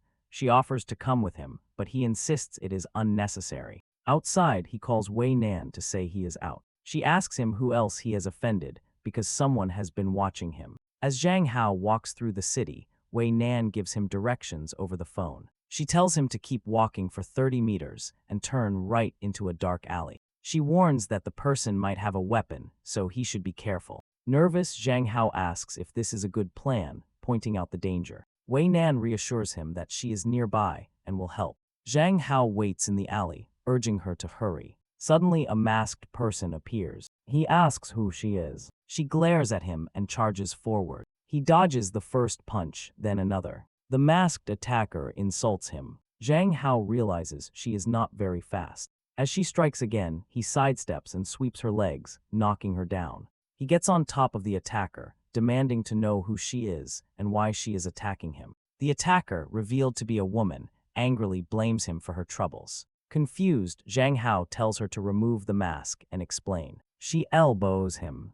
He falls to the ground, dizzy. The masked woman pulls out a weapon. Just as she is about to strike, a punch lands from nowhere. Wei Nan has arrived, stepping in to stop the attacker. Zhang Hao recognizes the woman as Liu Xin. He asks if she is attacking him because he rejected her. Liu Xin angrily accuses him of seducing Wei Nan and chasing wealthy women. Wei Nan interrupts, saying Liu Xin's imprisonment had nothing to do with Zhang Hao. It was because Liu Xin used the Fang Hong name to bully others and extort protection money. Liu Xin yells back, calling Wei Nan a spoiled rich woman. She lunges at Wei Nan. Wei Nan easily counters. She says Liu Xin's background does not excuse her behavior. Wei Nan lands a punch, knocking her to the ground. Zhang Hao is left in shock. Once the situation is under control, he apologizes to Wei Nan and asks to be taken home so his sister will not worry. Wei Nan stares at him and asks if he has forgotten why she came to see him.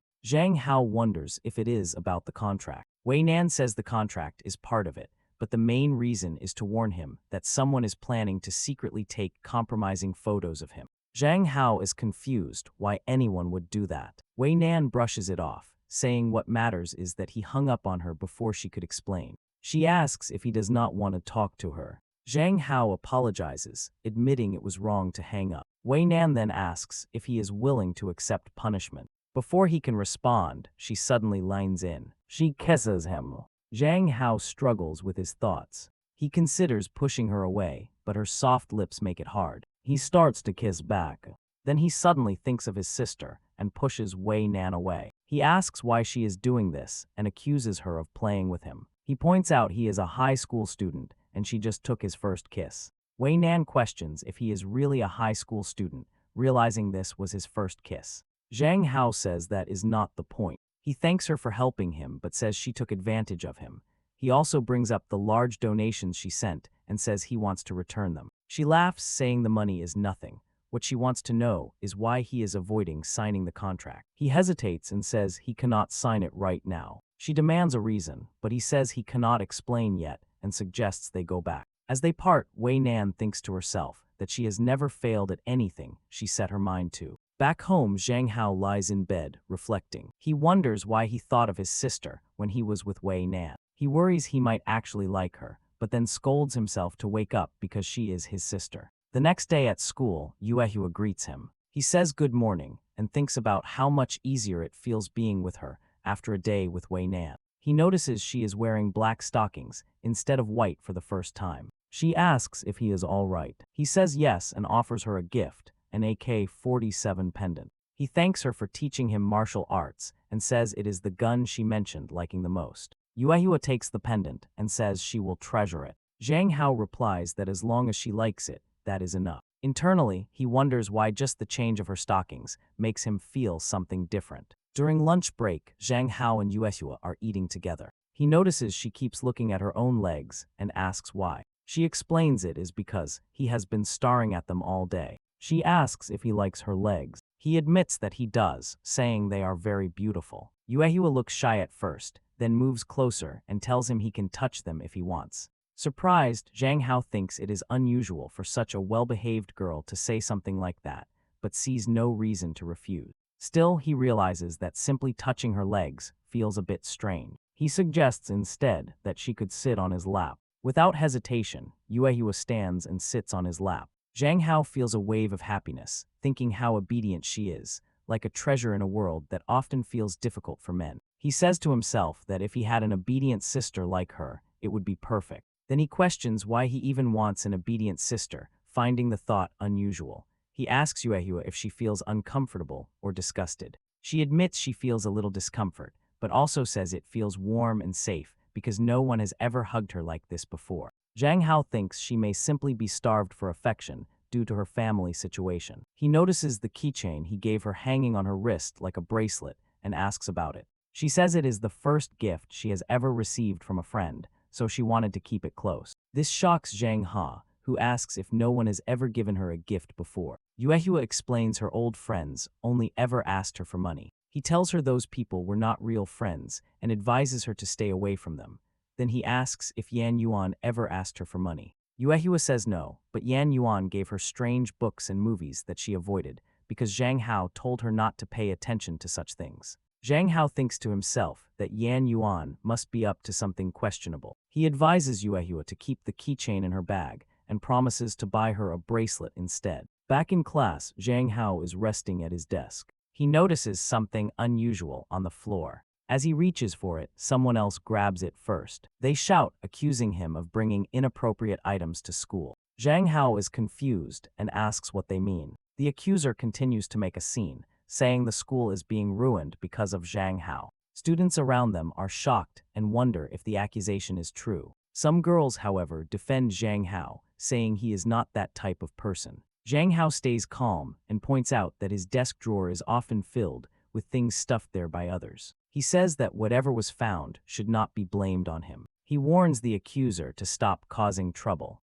The student leaves and classmates gather around Zhang Hao. Long comments that the person trying to frame him is clearly a pervert for putting such things in his drawer. The girls seem convinced Zhang Hao is innocent, and he reassures everyone that it is not a big issue. Outside the classroom, the same student is clearly plotting something more. The next day, Zhang Hao again finds inappropriate items hidden in his drawer. Frustrated, he throws them in the trash. He kicks the trash can, annoyed that it has been happening for days. Later, while training with Long mentions hearing boys gossiping about Zhang Hao bringing inappropriate things every day. Zhang Hao says it has been 4 days now, and someone is spending a lot just to damage his reputation. Long asks what they should do. Zhang Hao tells him not to panic and says he will find a way to catch the culprit. Later, he quietly speaks to Yahello and asks for her help. She agrees and they make preparations after school. That day, they install a small device in his drawer.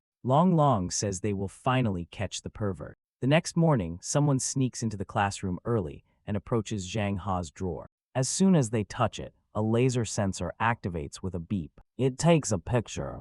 Zhang Hao catches the culprit red-handed and mocks them, saying they have been working tirelessly to frame him. He throws the evidence back at them. The culprit demands to know how Zhang Hao figured it out. Zhang Hao says he simply installed an anti-theft device. He tells the person to meet him at the office. The culprit shouts for others not to let Zhang Hao go. Suddenly, several boys and even girls appear. Some of the girls try to grab Zhang Hao, saying they will drag him to the restroom. One girl swings at him, but Zhang Hao dodges and counters. Another person tries to kick him, but he blocks it. Suddenly, Yahello arrives, looking angry. The boys warn her to stay out of it, but she ignores them. She jumps at an attacker. She drives her knee into his nose, knocking him to the ground. She steps on him, blood pouring out. She turns to glare at another boy. Terrified, the boy tries to back away. She grabs him by the neck and says she will kill him. Zhang Hao quickly steps in, telling her to stop.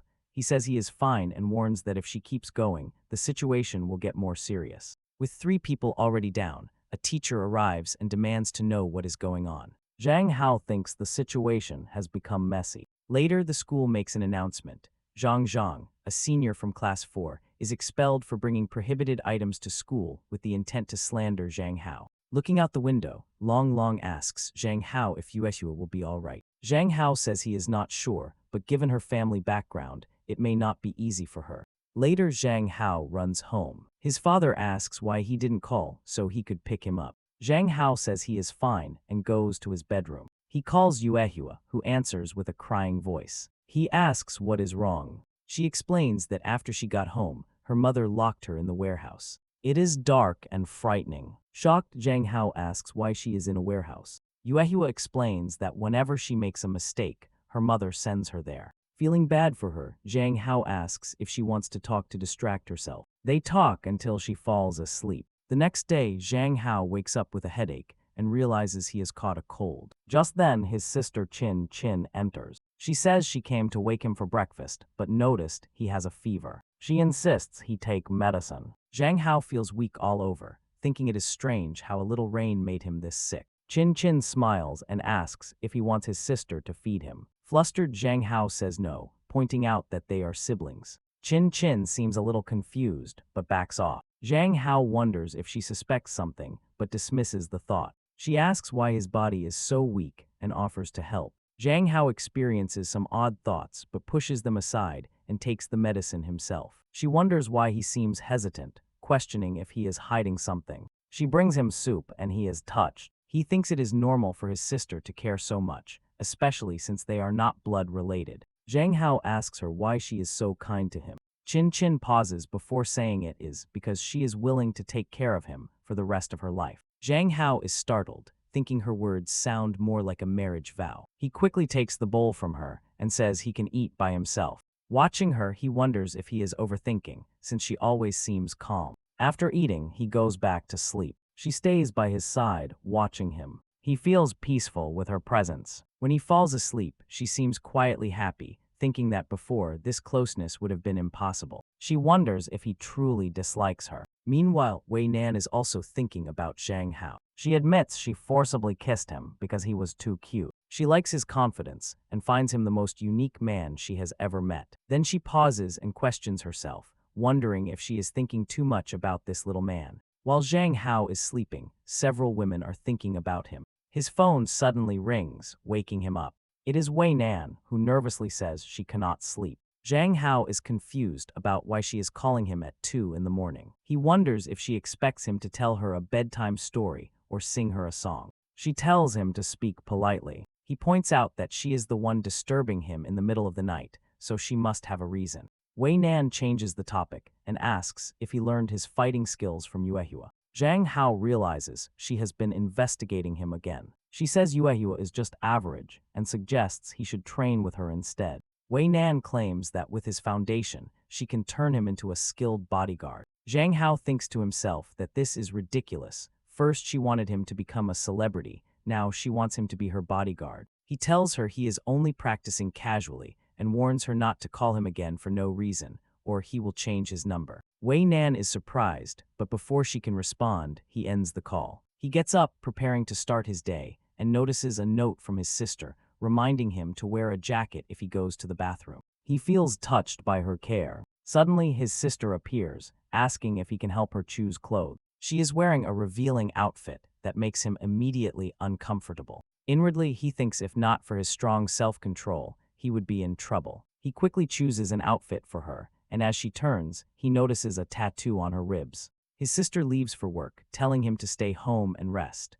Zhang Hao responds that he will and wishes her a good day. Alone, he begins thinking about money. He wants to return to his old life, but he needs funds. He remembers receiving a 50,000 bonus for reporting Liu Xin's crimes and decides to check on it. At the police station, he is told he cannot collect the money yet. It could take up to a month. He tries to insist, saying he is an adult, but they explain the terms were set by Wei Nan and that he should go to the Fang Hong group to speak to her. Meanwhile, Wei Nan receives word that Zhang Hao has come to collect the money. She notes that he hung up on her last night, but now he is coming to see her. Zhang Hao feels awkward going to her office so soon after their last conversation. In the elevator, a female guard comments on how handsome he is and asks what school he attends, assuming he is still a middle school student. Zhang Hao tries to politely escape the conversation. At the top floor, as he is about to step off, the guard grabs his hand and confesses that she believes in love at first sight now that she has seen him. She pleads for a chance.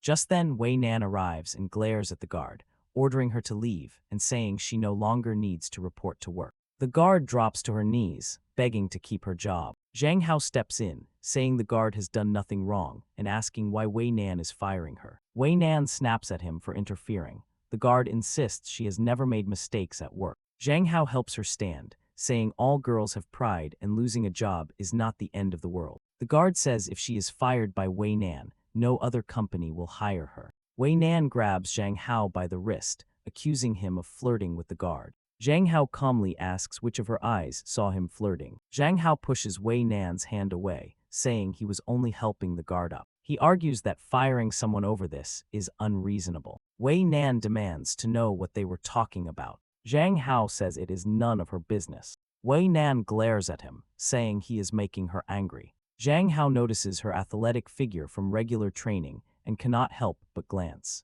Wei Nan smirks and suggests they play a game. She says she will toss a cigarette into the air with her left hand, and he will use his right to catch it. If he catches it before she does, he wins. Confident in his reflexes, Zhang Hao agrees. Wei Nan throws the cigarette, and both reach for it. Zhang Hao catches it first, celebrating his win. But Wei Nan does not stop moving. She stumbles onto him, claiming she has lost. Zhang Hao suspects she is just using this as an excuse to be close to him, but decides not to argue. She teases him, saying he does not know how to be reserved, rolling up her skirt and touching her leg. Zhang Hao insists that he won and asks her to let the guard keep her job. Wei Nan then admits she does not know if she truly likes him, but he is the type of man she finds most attractive, confident, brave, and responsible. Zhang Hao brushes off her praise and asks for his 50,000. Wei Nan agrees but says she needs to go to the bathroom first. While waiting, Zhang Hao gets a call from his sister, who scolds him for not staying home.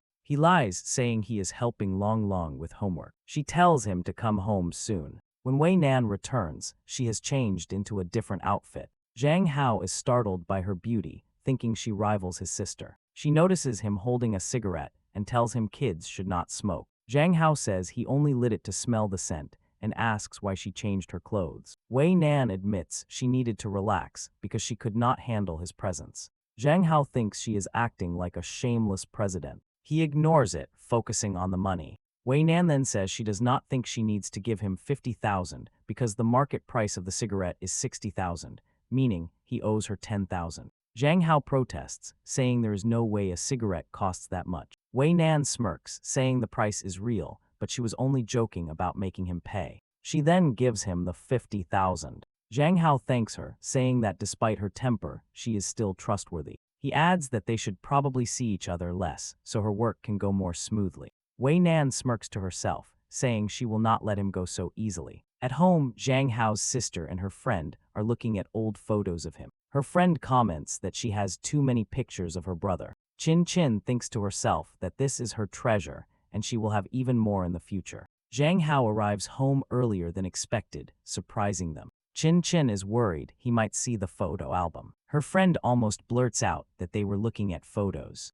Chin Chin quickly pinches her. She gives her a warning look. Zhang Hao asks what they are doing. Chin Chin quickly says they were just reading literature, and her friend agrees. Zhang Hao is curious and asks what kind of literature, saying he wants to see it. Chin Chin pretends to feel sleepy and leans on him. She then scolds him for going out when he should be resting at home. Zhang Hao says he was just bored. She warns him that his looks could cause trouble and he needs to be careful. Zhang Hao says he will protect himself and goes to his room. After he leaves, her friend asks why she will not let her brother see the album. Chin Chin coldly warns that if her friend interferes, they will no longer be friends.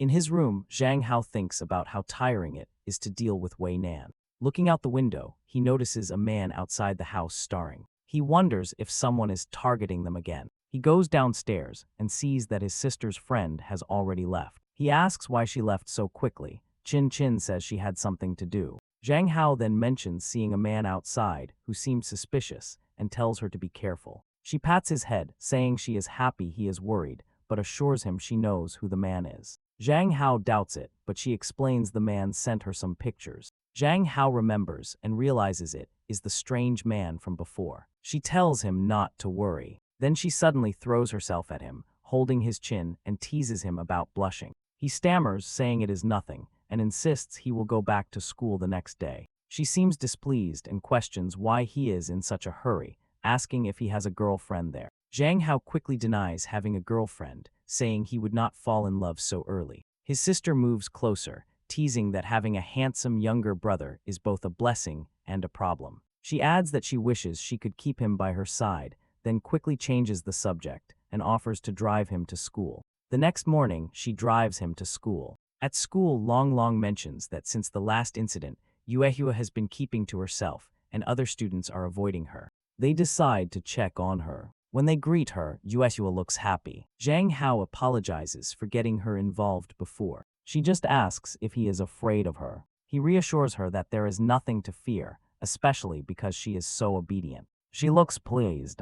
The girls in the class notice how close they are and comment that being isolated might be worth it if it meant getting Zhang Hao's attention. At lunch, Yahello opens her bento box full of dishes, while Zhang Hao is eating only bread. She offers him some of her food, which surprises him. As he eats, she stares at his hand and asks if she can touch it. Zhang Hao coughs in surprise and asks why. Yahello explains that the girls in the class tease her for never having kissed or held a boy's hand, saying she is wasting her looks and is too naive. He reassures her that there is no rush. Yahello recalls her grandmother, telling her not to let others belittle her. She suddenly asks if she can kiss him. Zhang Hao is startled, but after thinking it over, says that if a kiss will help her feel better, he does not mind. She moves closer, and he gently takes her by the neck, offering to take the lead if she feels shy. She blushes, and they share a kiss. Yuehua's heart races as they kiss.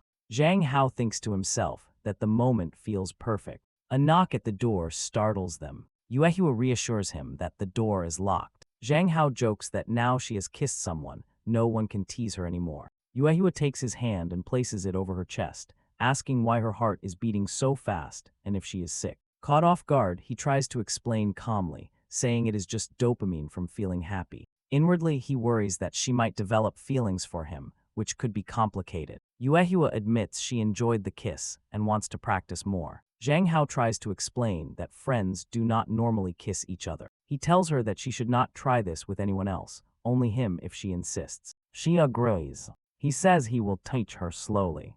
Later, Yuehua is alone in her room watching a video, curious to see if her heart will race. She watches the entire thing but feels nothing. She recalls Zhang Hao saying that Yan's heart beat faster from similar things and wonders why hers did not. Thinking of Zhang Ha's promise to teach her slowly, she calls him. She explains that she watched the video Yuan sent, but felt no reaction and asks why. Zhang Hao is alarmed, knowing Yuan likely sent something inappropriate. When he hesitates, Yuehua says she will stop asking him such questions. He reassures her that she can ask anything, but suggests they discuss it later because he is about to shower. She says she will shower too and suggests they talk during. He agrees, reminding her to keep her phone away from the water. As they start their showers, Zhang Hao feels awkward. Yuehua says she is washing her hair, and he replies he is doing the same. Meanwhile, his sister wonders who he is talking to in the bathroom. She suspects he might have a girlfriend and decides to check.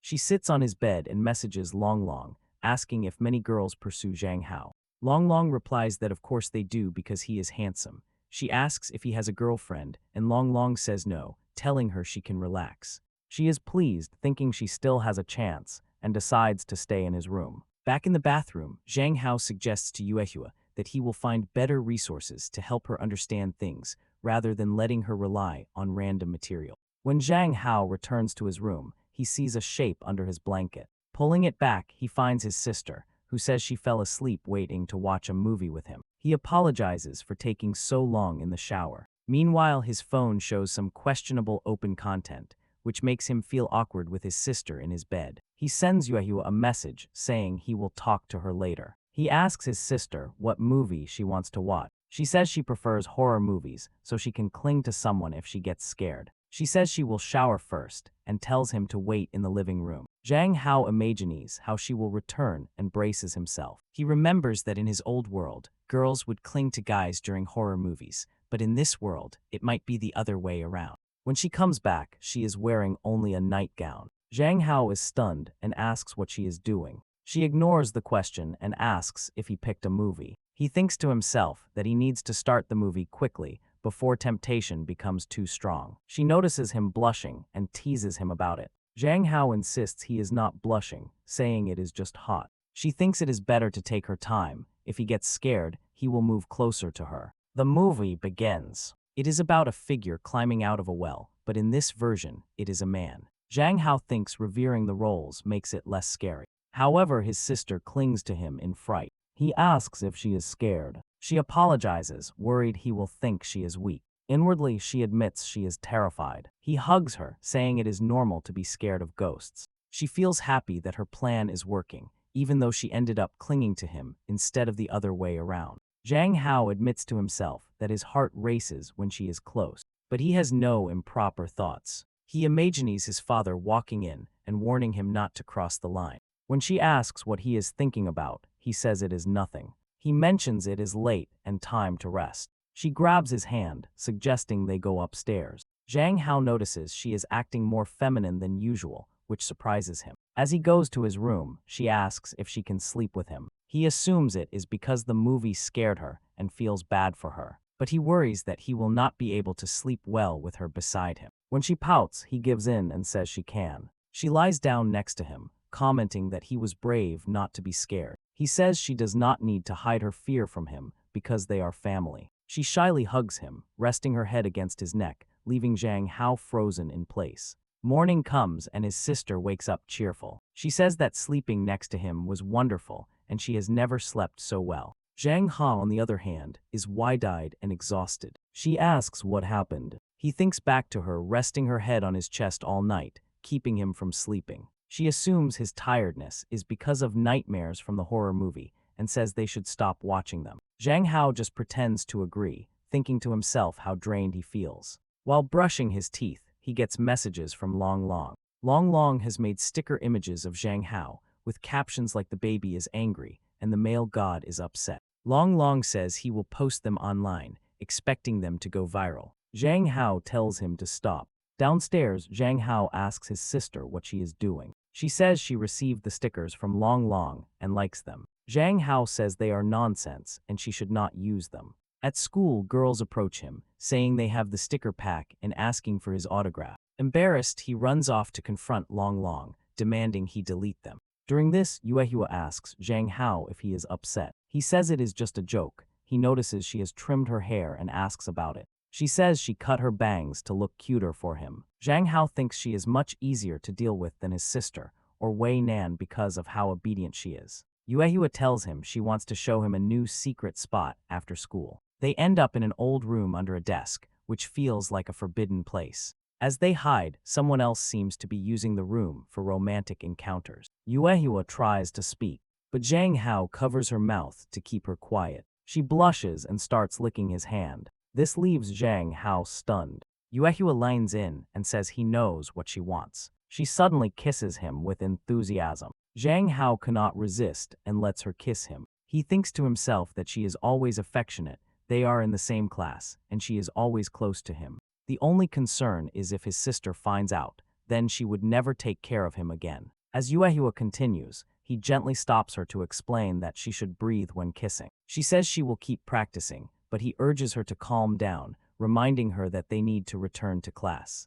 Later, they are holding hands, and Zhang Hao starts wondering if he should date her. But then he remembers his sister and decides he cannot make that choice. He notices that Wei Nan did not even cross his mind. Meanwhile, Wei Nan is in her office with her secretary. The secretary suggests they should use Zhang Ha's growing popularity to their advantage, as even random photos of him at the mall made him famous. Wei Nan firmly says she does not want his image all over the internet because she intends for him to be hers. The secretary informs her it is too late. Emoji packs of him are already selling fast. Wei Nan is furious when she sees the images spreading online. She thinks about how she cannot stop focusing on him and bites her finger in frustration. She says everyone should forget him because he will be hers. On his way home, Zhang Hao sees a familiar car parked outside. Wei Nan is waiting. He walks over, telling her they agreed not to meet, and asks her to erase him from her life. She admits they had agreed to stop seeing each other,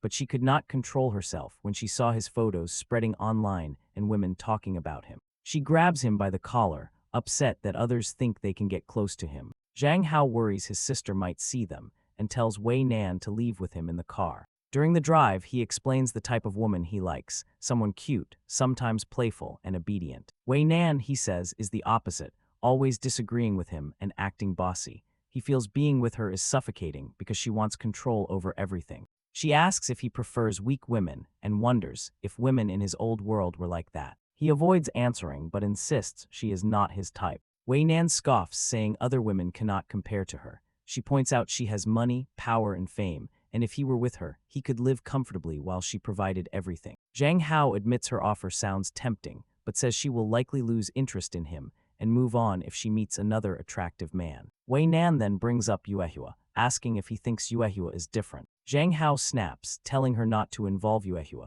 but accidentally uses a familiar nickname for her. Wei Nan notices and becomes jealous. Zhang Hao brushes it off, saying nicknames are just a way friends talk. He suggests they remain just friends and stop following each other around. Back at the house, Zhang Hao runs into the man he saw earlier near the property. The man claims he is a friend of his sister and asks Zhang Hao to deliver a gift to her. Zhang Hao recognizes him as the person who sent questionable photos to his sister. Zhang Hao confronts the man, saying he knows he is the one sending inappropriate content to his sister. He warns him to stay away, or he will call the police for harassment. The man leaves but vows to make Zhang Hao's sister like him, no matter what. Inside, Zhang Hao's sister greets him, saying she did not feel like cooking and bought fast food instead. She adds that it is fine to enjoy junk food occasionally. As they eat, Zhang Hao notices she seems troubled and asks what is wrong. She admits she is upset because of how popular he has become online, especially after the emoji pack spread. At work, she saw people looking at his photos, which made her jealous. Zhang Hao tells her not to worry, as it will all fade away soon. He has no interest in being an internet celebrity. She says it is good he feels that way because fame is risky, and if he used his looks for money, people might start taking photos of him in ways only she should see. That evening, she knocks on his bedroom door. He is sitting at his computer. She asks if she can work beside him without disturbing him.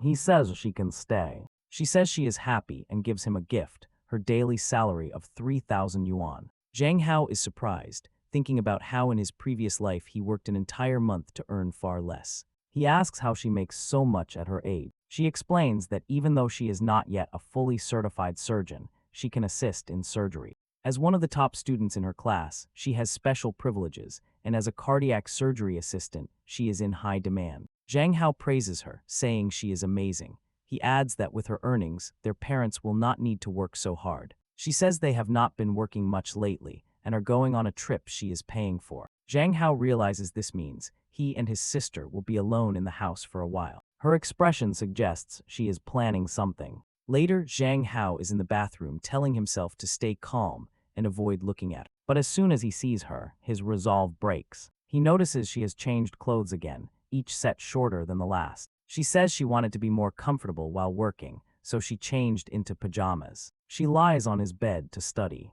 As time passes, Zhang Hao sees her glancing at him often. When she notices him looking back, she says her shoulder hurts and asks if she can have a massage. Soon, he is helping her relax. She then mentions that they will be alone over the weekend and could spend time together. Zhang Hao realizes they have never gone out just the two of them, so he agrees. She says she will plan something carefully, calling it her first date with her brother. Zhang Hao is confused by her choice of words, but ignores it. Later at night, he says it is time to sleep. She surprisingly goes to her own room. He breathes a sigh of relief. His phone rings, and it is Wei Nan. She insists she only wants him as her boyfriend and no one else. Zhang Hao asks why she keeps following him if she hates men.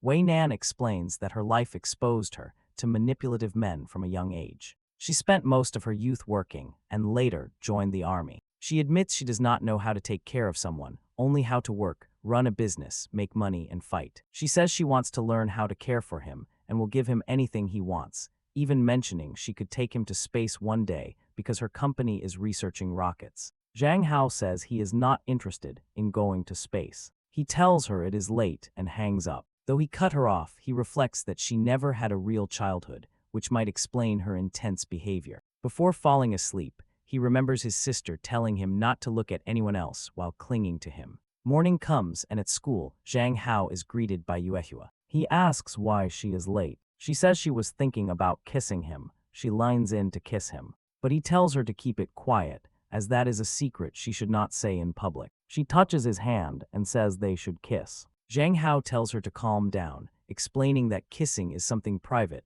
and should not be done at school. She says they can kiss at her house after school. He suggests focusing on class for now. He notices she looks disappointed. He feels sorry for her. He knows that in this world his body reacts differently, and once things start, it will be hard to stop. During the break, he leaves with Long Long. Girls crowd around him, calling him the emoji guy and asking for autographs. He wonders why the situation is getting worse. Long Long shows him a video titled The God Who Appears Once Every 70,000 Years. This frustrates Zhang Hao. One girl even tries to grab him, but Yahello quickly twists her wrist. The other girls are shocked, knowing Yahello can fight. Zhang Hao tells her to calm down. The principal arrives and orders everyone to leave. Meanwhile, two boys who often cause trouble for Zhang Hao are talking. One says Zhang Hao has stolen all his attention and fans. The other scoffs, saying Zhang Hao only has looks. He cannot sing, dance, or do anything else. Just then, they hear girls talking about luxury cars parked outside. When they look, there is a lineup of expensive vehicles. Standing there is Wei Nan. Thanks for watching. Like, subscribe, and turn on the bell for more awesome stories.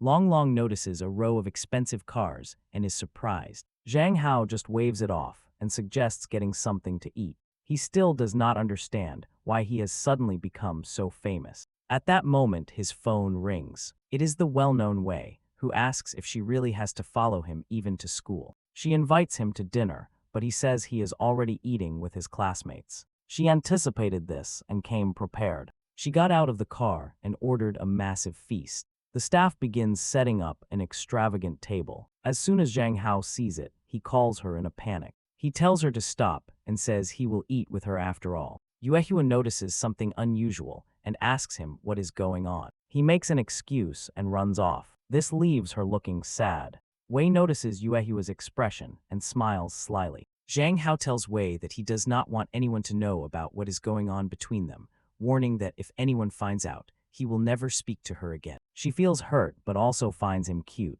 She orders the staff to pack everything away and leave. Later, she waits for him at the corner wearing a hat. He approaches and asks if she wants to eat out. She agrees, but he says he will choose the place. He takes her to a rundown restaurant, hoping she will dislike it. He claims it is his favorite, but guesses she will not like it because she is wealthy. She indeed finds it unpleasant, which satisfies him. Inside the shabby restaurant, Wei is shocked at the condition of the place. She tries to pay the owner to keep other customers out. Zhang Hao quickly objects, saying that if she does that, poorer people will have nowhere to eat. He warns her not to flaunt her wealth, or they should leave. She thinks he is difficult to deal with. Zhang Hao orders instant noodles with a fried egg. Wei studies the menu and questions whether such cheap food is safe. Embarrassed, Zhang Hao says he has eaten it his whole life and is still fine.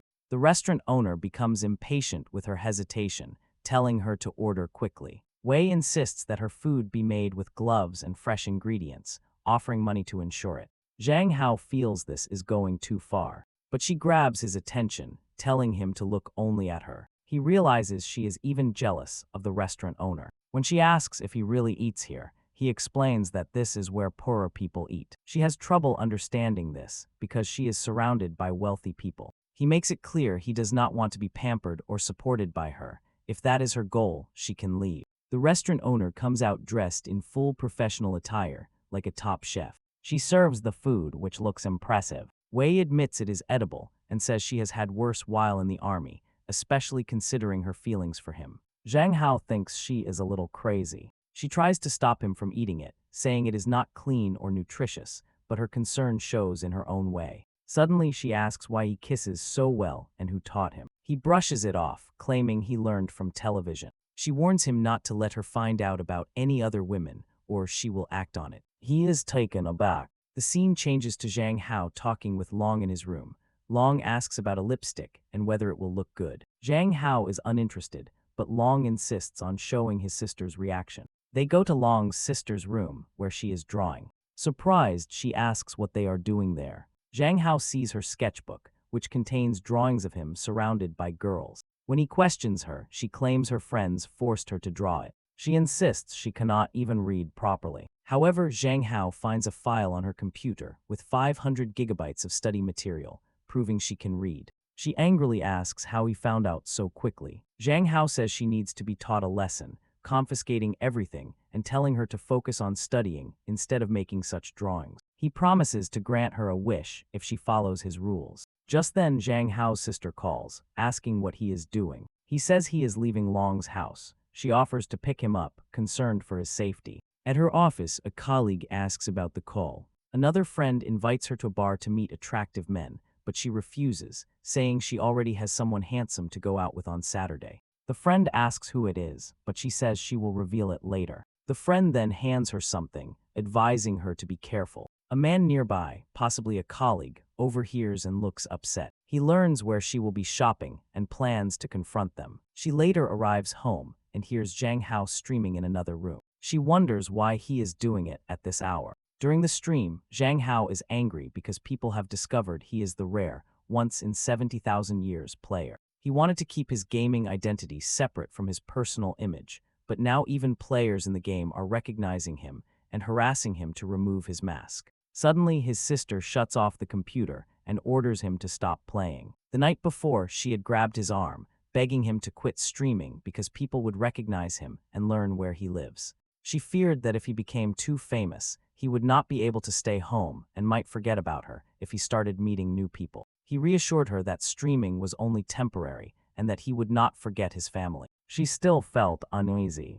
At school, Zhang Hao reflects on how much more she has been following him lately and wonders if it is just sibling concern or something more. He checks his earnings from the previous night's stream and sees 38,000 yuan, roughly $5,000 to $7,000, even after the platform took its cut. He is amazed at how profitable it is, but reminds himself that his main goal is to return to his original world. Later, he arrives at school and is greeted by a crowd of fans, along with Long. Many girls promise to support him. The boys who dislike him complain that he has become even more famous. Some believe he only has looks and nothing else special. One boy with ill intentions plans something. While Zhang Hao is changing in the bathroom, the boy watches him. He secretly takes photos of him.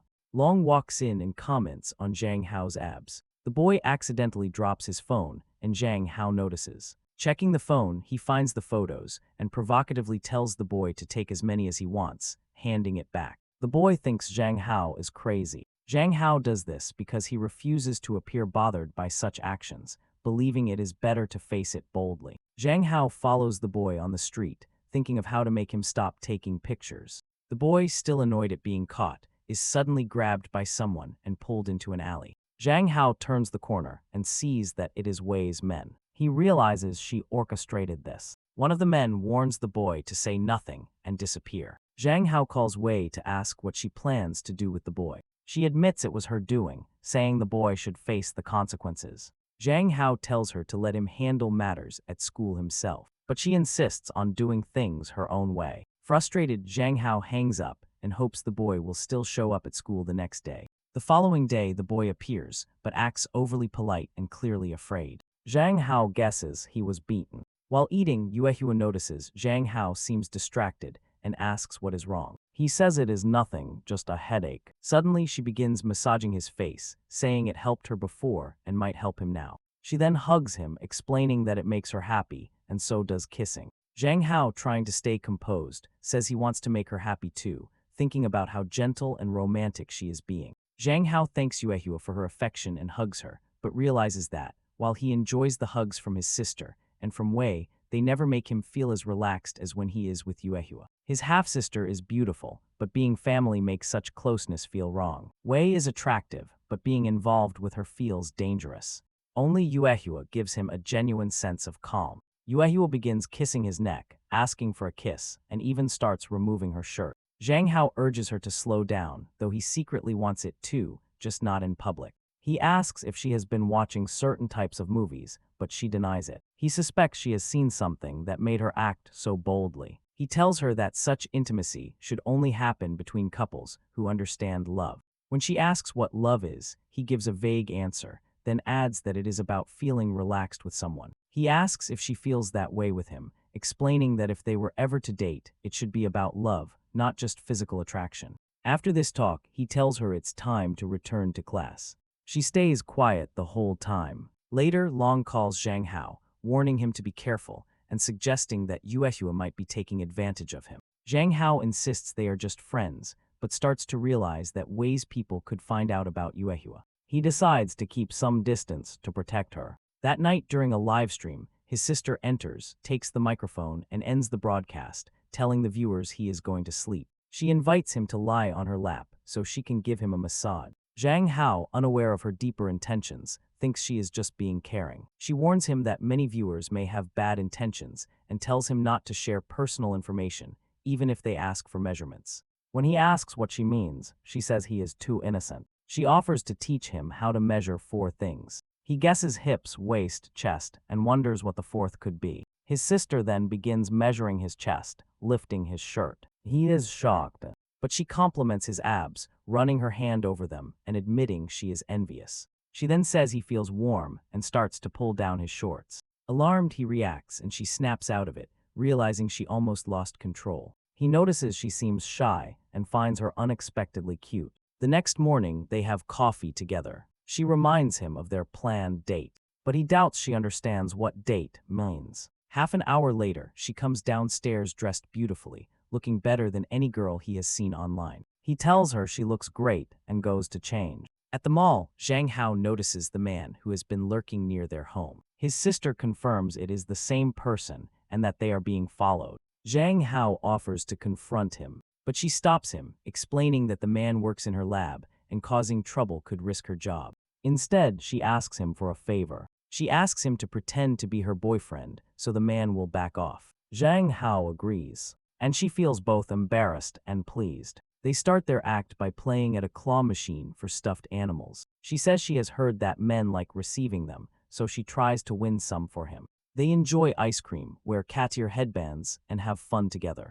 Later, noticing the man is still following them, Zhang Hao suggests holding hands to make their act more convincing. Even after all this, the man continues to trail them. Then his sister suddenly warns that the man is approaching. She kisses Zhang Hao, catching him off guard. The man is shocked to see them kiss in public. His sister, secretly pleased, had planned this encounter by leaking their location to ensure the kiss would happen. She apologizes for kissing him without warning and asks if it startled him. He says it's fine and asks where the man went. She replies that he seems to have left, while inwardly savoring the fact that she kissed him and he did not get angry. She apologizes again, saying she could not control herself in a stressful moment. Zhang Hao reassures her, though he points out that kissing in public is inappropriate. She argues that, since they are not related by blood, it is not a big deal and that their close relationship justifies it. She teases him, asking if he enjoyed it. He knows he did, but worries that admitting it could change their relationship in ways that might upset their parents. He tells her the kiss was nothing serious and should be kept appropriate since they are family. She, however, is encouraged, believing this means he has some feelings for her. She decides that, for the rest of the day, they will act like a couple, just as they agreed earlier. Two girls nearby notice them and decide to extort money from them. As the girls approach, his sister puts her hand in her pocket, ready to use a knife if necessary. Not wanting to risk her brother's safety, she throws them a handful of cash instead. The girls threaten to hurt Zhang Hao, but he steps in, confident they will not succeed. One girl tries to punch him, but he dodges easily and strikes her in the stomach, sending her flying. The other girl flees after he challenges her. He turns to his sister and promises to protect her. She is surprised at his strength, remembering him as timid in the past. She recalls how, in their childhood, she never wanted to be apart from him, even when he stopped talking to her. She always watched over him and protected him. Since she joined his family, he used to confide in her, but lately he has been more independent and secretive. Zhang Hao notices her deep in thought and asks what is wrong, but she brushes it off and tells him to take a bath. While he showers, she uses his computer and finds the novel he has been writing. As he relaxes in the shower, she picks it up. She begins reading it. The story describes a world opposite to their own. When he returns, she is gone, but she soon appears with a glass of milk and asks about his writing. He dismisses it as casual, deciding not to let her know too much. She presses him, saying he has been acting strangely, training in Muay Thai, and defending her so strongly earlier in the day. She says the Zhang Hao she knew was different, and admits she is worried about him. Her intense look makes him wonder if she might know something about the body's previous owner. He asks if she knew him before becoming his sister. She looks surprised and says that yes, they knew each other since childhood. Zhang Hao is shocked when his sister says they have known each other since childhood. He wonders why he has no memory of it. She explains they spent their early years together and asks how he could forget. He tells her it must be because it was so long ago. Inside, he senses she is suspicious and possibly connecting this to his trip to the Red Moon. He decides to act clueless to keep her from pressing further. He tells her that he often dreams about a little girl fighting with other kids and that her fierce eyes make him want to become stronger. This is why he started exercising and practicing Muay Thai. He adds that he was only brave enough to face the gang members at the mall because she was beside him, certain she would not let anything bad happen. She blushes and assures him that is true. Zhang Hao thinks the best way to deal with her is to act weak, so she will try to protect him. She wonders if she scared him so much as a child that he forgot everything, but decides that now she has a chance to rewrite their story. She announces that she is going to punish him for scaring her and begins tickling him. They laugh until they collapse on the bed, breathless. She reminds him not to scare her again. Then she climbs on top of him, saying they agreed to be a couple for the whole day, and the day is not over. He protests that there is no need to pretend now that no one is following them, but she insists. Just as their faces draw closer, they hear the door open. Their parents have returned unexpectedly from a trip. Startled, she quickly leaves his room, still flushed, and asks him to tell their mother she has a fever. Zhang Hao thinks to himself that his sister is dangerous. This makes him recall how his real mother left when he was very young, forcing his father to work constantly and leaving Zhang Hao to grow up in daycare. It was there that he first met the little sister who would later join his family, a girl no one else spoke to until he approached her. As a child, Zhang Hao had introduced himself to the lonely girl, but she had glared at him and stayed silent. Now in the present, she is thrilled about the kiss they shared earlier. She replays it in her mind, sweating from excitement, wondering if he likes her too. Meanwhile, Zhang Hao realizes she is interested in him and admits to himself that she is kind, caring, smart, financially capable, and skilled at cooking and cleaning. She is, in his eyes, the perfect partner. He even admits he has a crush on her, though he worries about what their father would think. At dinner, their mother asks if she took care of him while they were away. She answers that he took care of her too, which confuses him. He excuses himself, saying he is going to a friend's house. On the way, he hopes she will not tell anyone about their earlier closeness. He meets Yahello in the city, dressed provocatively, and scolds her for it in his thoughts. She explains that she wanted to meet him halfway so they could spend more time together. They head to her mansion, where she invites him to choose what they should do. He finds her words easy to misinterpret. She shows him around and points out her large, Olympic-sized pool. She admits she considered taking him to see new weapons in her arsenal, but decided the pool might be more fun. Zhang Hao is impressed but says he does not have a swimsuit. She tells him the butler has prepared several options. They agree to race, with the winner allowed to ask the loser for a favor. Zhang Hao chooses a modest swimsuit. He notices an extra piece that falls out. He ignores it and tosses it aside. They count down and dive in. While Zhang Hao swims skillfully, Yahello sinks immediately. She cannot swim. Zhang Hao quickly rescues her. He asks why she challenged him if she could not swim. She says she thought it would be easy after watching others. As they talk, someone points out that his swimsuit has become see-through in the water. He realizes the missing piece was meant to prevent this and hurries to change. The girls explain that the suit was intentionally designed to be revealing. Zhang Hao grumbles about this strange, reversed world. Yahello then suggests exploring other parts of the house. He tells her to slow down, but she asks if she has done something to make him distant. He reassures her, but internally he knows it is because Wei likely has spies watching him, and getting close to Yahello could create trouble. Wei's position as a powerful heiress makes the situation even more dangerous. Zhang Hao says he has problems he cannot share. Yahello becomes emotional, insisting she wants to stay by his side, no matter what. He thanks her but says they should spend less time together until his problems are solved. She cries, saying she wants to be with him forever.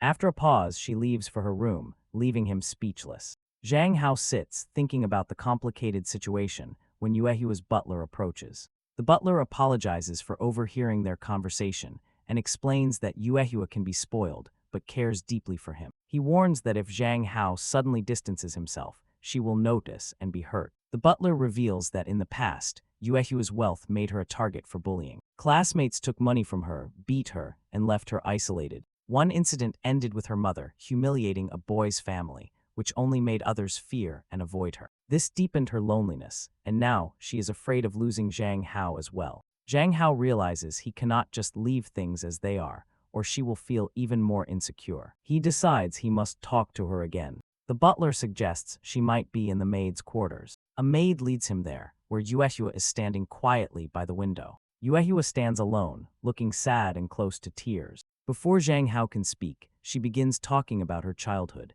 how she liked watching the sky because her parents were always away. She would watch planes and hope they were coming home. Zhang Hao remembers what the butler told him about her loneliness and isolation. He reassures her that they are still friends and that he will not leave her alone. She says she understands he cannot stay close because of the dangers he faces, but she insists she wants to help and is not afraid of trouble. She recalls how she used to hand out money to others without protecting her friends, which led to her being isolated. Her mother, a strict and powerful woman, hates failure in a daughter. Yahello says Zhang Hao is her best friend, and she will defend him no matter the risk. Surprised by her determination, Zhang Hao tells her that loyalty alone will not help, and that it is safer if they avoid each other at school. He says he will even keep his distance from other friends, but he promises to visit her at home so she will not feel lonely. She asks if he would still answer her calls every day. He agrees. As he talks, she begins to cheer up. She hugs him tightly, thanks him, and says her life has improved greatly since he came into it, calling him the most important person to her. The scene shifts to a war-torn battlefield with ruins, fire, and injured soldiers. Wei Nan lies on the ground, bloodied but still fierce. Suddenly, it is revealed to be only a dream. She wakes in bed, relieved. Her secretary enters, mentioning that she has been sleeping a lot. Wei Nan asks about the Red Moon research. The secretary says there has been no progress. Determined, she gets ready for the day. At that moment, Yahello thinks about Zhang Hao and wonders if they will remain friends for life or become something more. At the same time, Zhang Hao wonders the same thing. She disarms him emotionally with a simple smile and a slight lean forward, almost kissing him. He stops her, saying they should slow down. She claims she just felt like giving a quick kiss and nothing more. But he says it is not appropriate here. His phone rings. It is Wei Nan. She demands that he visit her.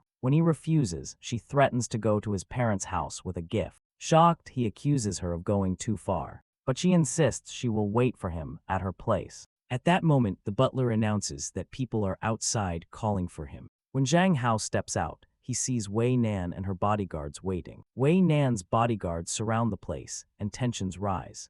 Yahello steps in, saying she will protect Zhang Hao, but he knows she is no match for Wei Nan's military training. If they fight, Yahello could be seriously hurt. Zhang Hao tries to calm the situation, telling Wei Nan to speak her mind. He turns to Yahello, tells her to go home, and says not to worry. Yahello refuses to let him go, sensing danger. The butler grows angry, accusing Wei Nan of blocking the mansion and trying to take away his lady's friend. Wei Nan remains calm but firm, calling Zhang Hao her man and ordering him into the car. Yahello argues back, saying no one can boss him around. Wei Nan gives a final warning for him to get in the car. Yahello tries to punch her. Wei Nan easily blocks the attack. She then counters with a swift high kick, forcing Yahello to step back. Yahello narrowly dodges. Zhang Hao, seeing this escalate, tells Yahello to stop resisting. Wei Nan orders her men to remove Yahello. She then tells Zhang Hao to come with her, and everything will be fine. With no other choice, Zhang Hao gets in the car. As they drive away, he criticizes Wei Nan for starting a fight at his friend's house. She blames his closeness with other girls for making her angry. He tells her he is not the type to enjoy being guarded and followed. She suddenly admits she has never been with a man before. This shocks him, leaving him unsure how to respond. He had assumed she must have dated many men, given her beauty and status. When they arrive, she questions him about Yahello and her family. He insists they are only friends and asks why she keeps threatening the people around him. She says she went to his parents' house, intending to propose marriage.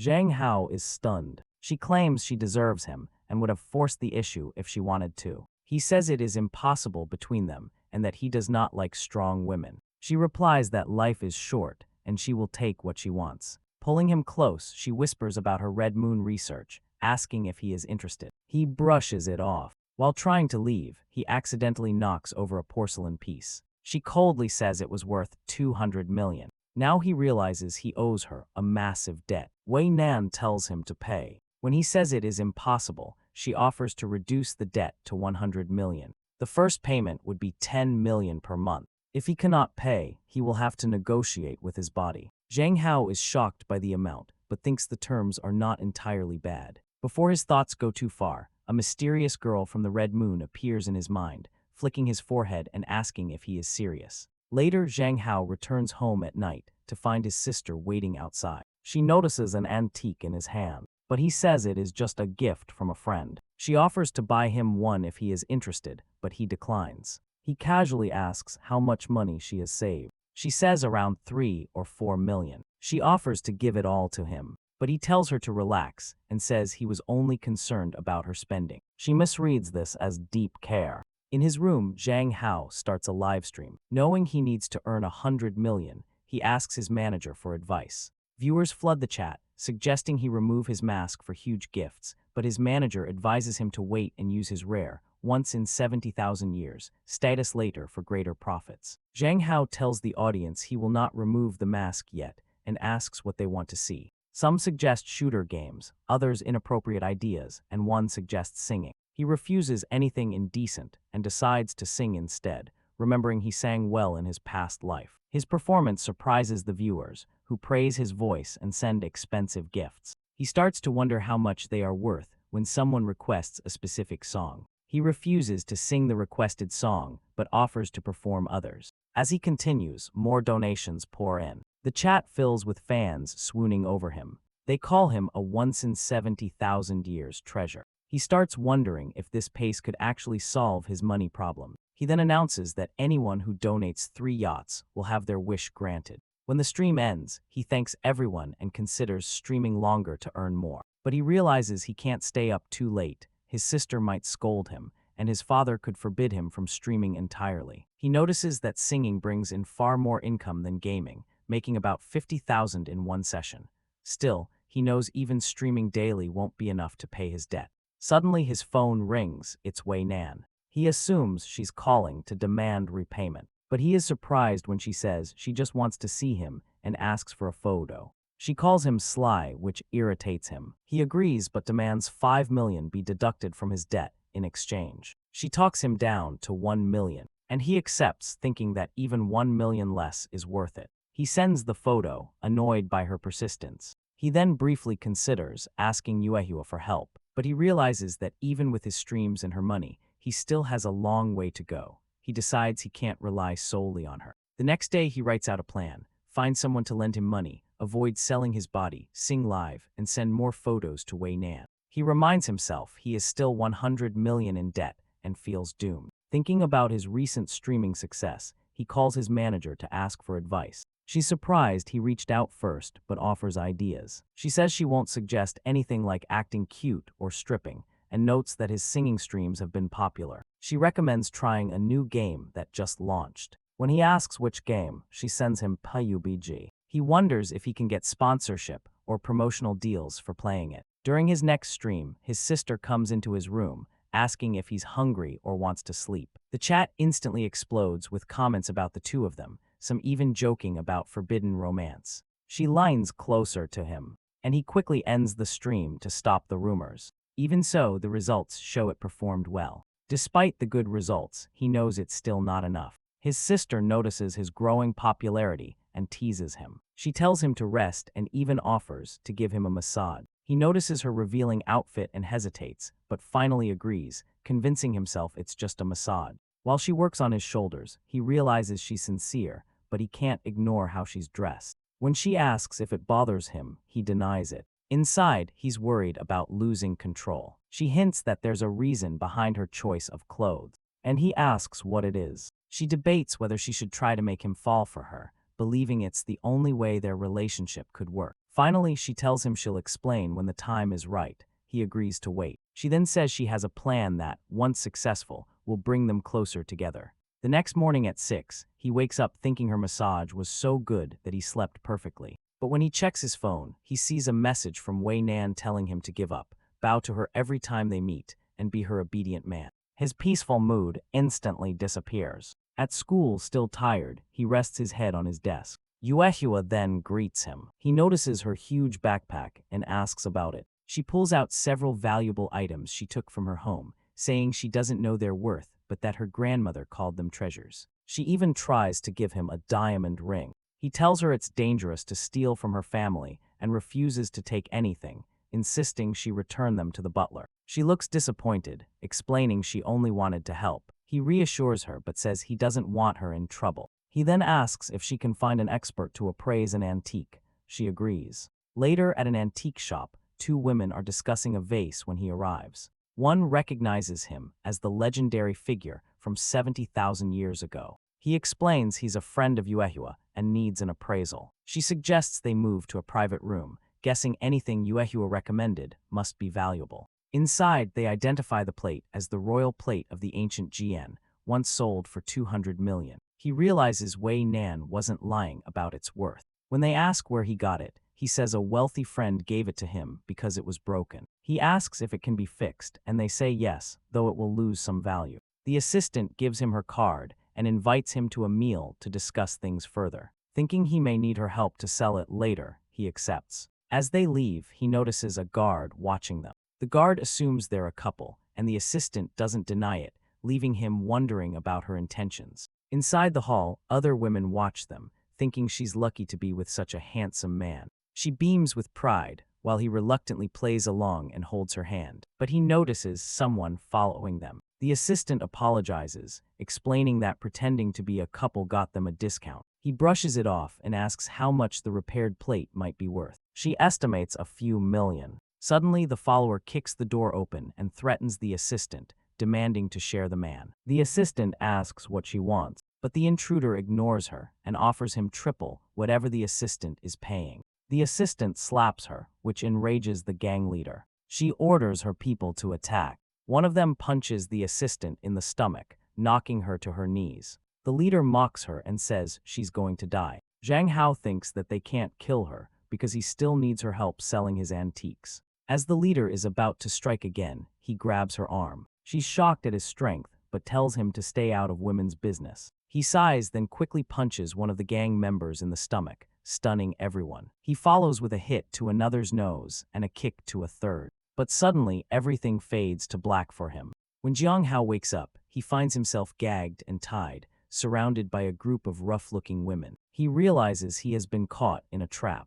The gang leader, fierce and arrogant, brags about having him under her control. They discuss selling him to a woman named Mu Qing, who has plans for him. Zhang Hao tries to reason with them, saying he is only a student and doesn't understand why they are doing this. The leader explains that it is simply business. He has already been bought. She offers to help him escape if he agrees to be her man. Zhang Hao pretends to be interested, saying he likes strong women, and challenges her to untie him to see if she is truly powerful. Amused, she orders him to be released. Meanwhile, Wei's secretary tells her that everything is ready to move to the final stage of their plan. Wei signals to proceed. Back in the warehouse, Zhang Hao is freed and scans the room, noticing metal bars in the corner. He thinks that if he can reach them, he might have a chance.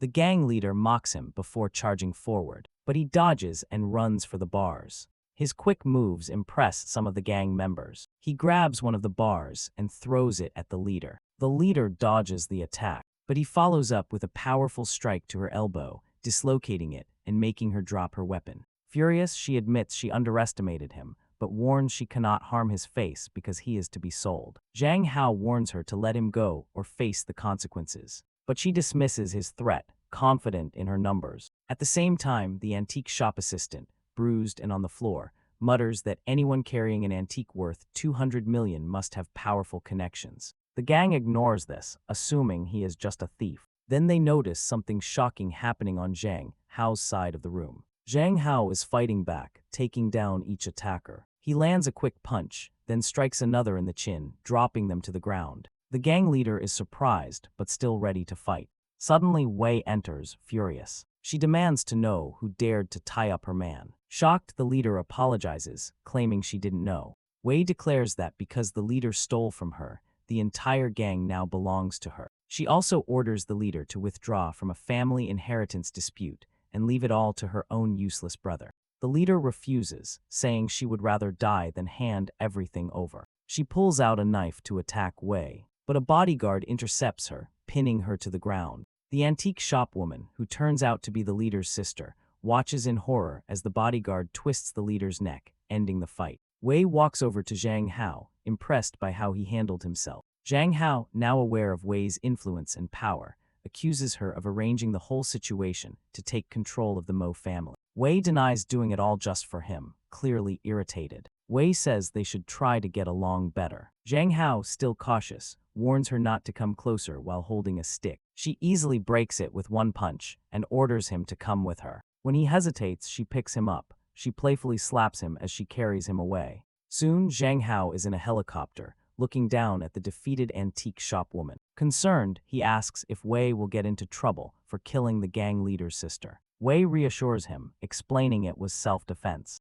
She adds that anyone who dares harm him will face harsh consequences. As the helicopter flies, she asks if he thinks she is as bad as the gang leader who kidnapped him. Zhang Hao hesitates, unsure how to answer. Wei notices his discomfort and lines closer to him. She playfully bites his ear, sending a shiver down his spine. Then she teasingly asks if he has double standards, her voice dripping with mockery. Flustered, Zhang Hao tries to respond, but she turns his face and kisses him. In the next moment, they are in a room, and he asks what she is doing. Wei tells him not to move. As he tries to stop her, she moves even closer, her breath quickening. She is clearly blushing, her eyes locked on his.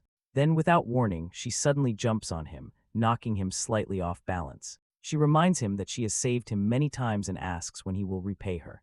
Zhang Hao says he already kissed her, wondering what more she wants. She licks him and replies that it is not enough, making it clear she is serious. She grabs his neck, saying she wants him. When he tells her to stop, she points out that his body is reacting differently than his words. She declares it is time for them to date officially, and that she will satisfy him both physically and mentally. Overwhelmed, Zhang Hao says nothing. Meanwhile, Yahello hears from the antique shop staff that Zhang Hao has been taken by Wei and decides to rescue him. Back with Zhang Hao and Wei, he tells her he might consider dating her if she does one thing. When she asks what, he says she must sit on his lap, put her hands on his shoulders, and not resist anything he does for 3 minutes. Wei asks why he wants this, and Zhang Hao challenges her confidence. Amused, she gives him a menacing look. But then she gently places her hands on his shoulders and sits on his lap. She says 3 minutes is nothing. Zhang Hao notices the feeling is very different from when Yahello sat on him. Wei's dominance is strong. Just then, the secretary bursts in, shocked by what she sees. Wei angrily asks why she entered without knocking, and Zhang Hao notes they never reached the full 3 minutes. The secretary kneels and apologizes, saying it is urgent. Zhang Hao feels a little sorry for Wei, realizing she has no private life and is constantly interrupted. Wei demands to know the matter, and the secretary explains that Yahello, the daughter of the Min family, is at the door asking to see Zhang Hao. Both Wei and Zhang Hao are surprised. Wei, now serious, says it is time to deal with Yahello once and for all. The secretary warns her not to act rashly, reminding her that Yahello is the granddaughter of a great general. Wei coldly suspends the secretary for speaking out of turn, saying she is no longer fit for the role for now. Wei adds that they are no longer soldiers, revealing that she and the secretary once served under a powerful figure, her grandmother. She then tells Zhang Hao to come with her to meet Yahello. Zhang Hao worries, sensing real trouble. Outside, Yahello threatens to call the police if they don't release him. When Zhang Hao appears, he asks how she found him. She explains that her aunt from the antique shop told her he had been kidnapped, so she came to rescue him. Zhang Hao is touched by her concern. Wei interrupts, blaming Yahello for causing the kidnapping in the first place. She tells Yahello to stay away from him, saying if he wants to learn boxing or anything else, it will be with her. Zhang Hao tells Yahello to ignore Wei and asks Wei to stop glaring at her so fiercely. Yahello removes her coat and challenges Wei to a fight, with the winner getting Zhang Hao. Wei agrees, eager to finish what they started before. Tension rises, but Zhang Hao, tired of the drama, grabs his phone and walks away, calling them both idiots. Yahello runs to catch up, but Wei insists on taking Zhang Hao home. He refuses, saying arriving in her luxury car will raise questions. He reminds her to focus on running her company, because he still needs to make a lot of money for a certain crazy person. Yahello takes the chance to stick her tongue out at Wei. Enraged, Wei orders her guards to stop a taxi. She then tells the driver she is buying it, claiming it as hers. She then turns to them, saying the little car is ready and she will still take them home. Back at Zhang Ho's house, his sister was waiting for him, as caring as ever. She noticed he seemed distracted and asked why he was home earlier than usual. He told her nothing had happened, claiming he was just thinking about his streaming plans. But in reality, he was getting threatening messages from Wei on his phone and panicking over how to earn enough money. He remembered how, after leaving the taxi, Wei told him to forget about the money and just repair the plate for her. When he asked if she didn't want the 100 million, she stunned him. She said she wanted to marry him, even if it meant ruining her family. The word marriage caught him completely off guard. Meanwhile, Yahello, who had overheard this from the back of the car, begged Wei to let her out, but Wei insisted on taking her home. In the end, the two left together. Later, Zhang Hao received another message from Wei, telling him not to worry about making money since she would support him. He replied that he would pay her back eventually, thanked her for bringing him home, and ended the conversation. Yahello then messaged him, encouraging him not to be afraid of Wei and even offering to fight her if needed. Feeling bad for Yahello, Zhang Hao advised her to avoid conflict and keep her distance from Wei. Hopping time would make her forget. At home, he reflected on the exhausting day, being kidnapped, fighting, and being dragged back home. His sister placed a hand on his shoulder and asked if he was going to stream that night, offering him a massage. She often did this, and while he didn't mind, he appreciated her kindness. As she leaned back, she reminded him that he was still young and didn't need to stress about money so much. He enjoyed the massage, saying her skills were so good he didn't want to move. Just then, her mother called her into the other room. Once there, her mother had found some magazines with girls kissing and was shocked. Embarrassed, she claimed they belonged to a friend who wanted to prank her. Her mother pressed her about it. During the exchange, a pair of panties fell from the book she was holding. Her mother, furious and confused, scolded her and told her to get a boyfriend or face punishment. Alone in her room afterward, she grinned to herself, pleased that her plan to create suspicion in her mother's mind about her relationship with Zhang Hao was working perfectly. No one could guess her true plans. The next day, Zhang Hao arrived at school already tired. As soon as he stepped in, several girls surrounded him, calling him the god of masculinity and trying to talk to him. His friend Long Long greeted him, saying he was worried since Zhang Hao had missed school the previous day. Zhang Hao explained that he had been too tired. While eating, he thought about how staying home with his sister had actually been quite enjoyable. Noticing his distracted look, Long Long asked what he was thinking about, but Zhang Hao brushed it off. Long Long then mentioned he had watched Zhang Hao's gaming streams and was impressed by how he dominated the female players, saying it was even more entertaining than his singing.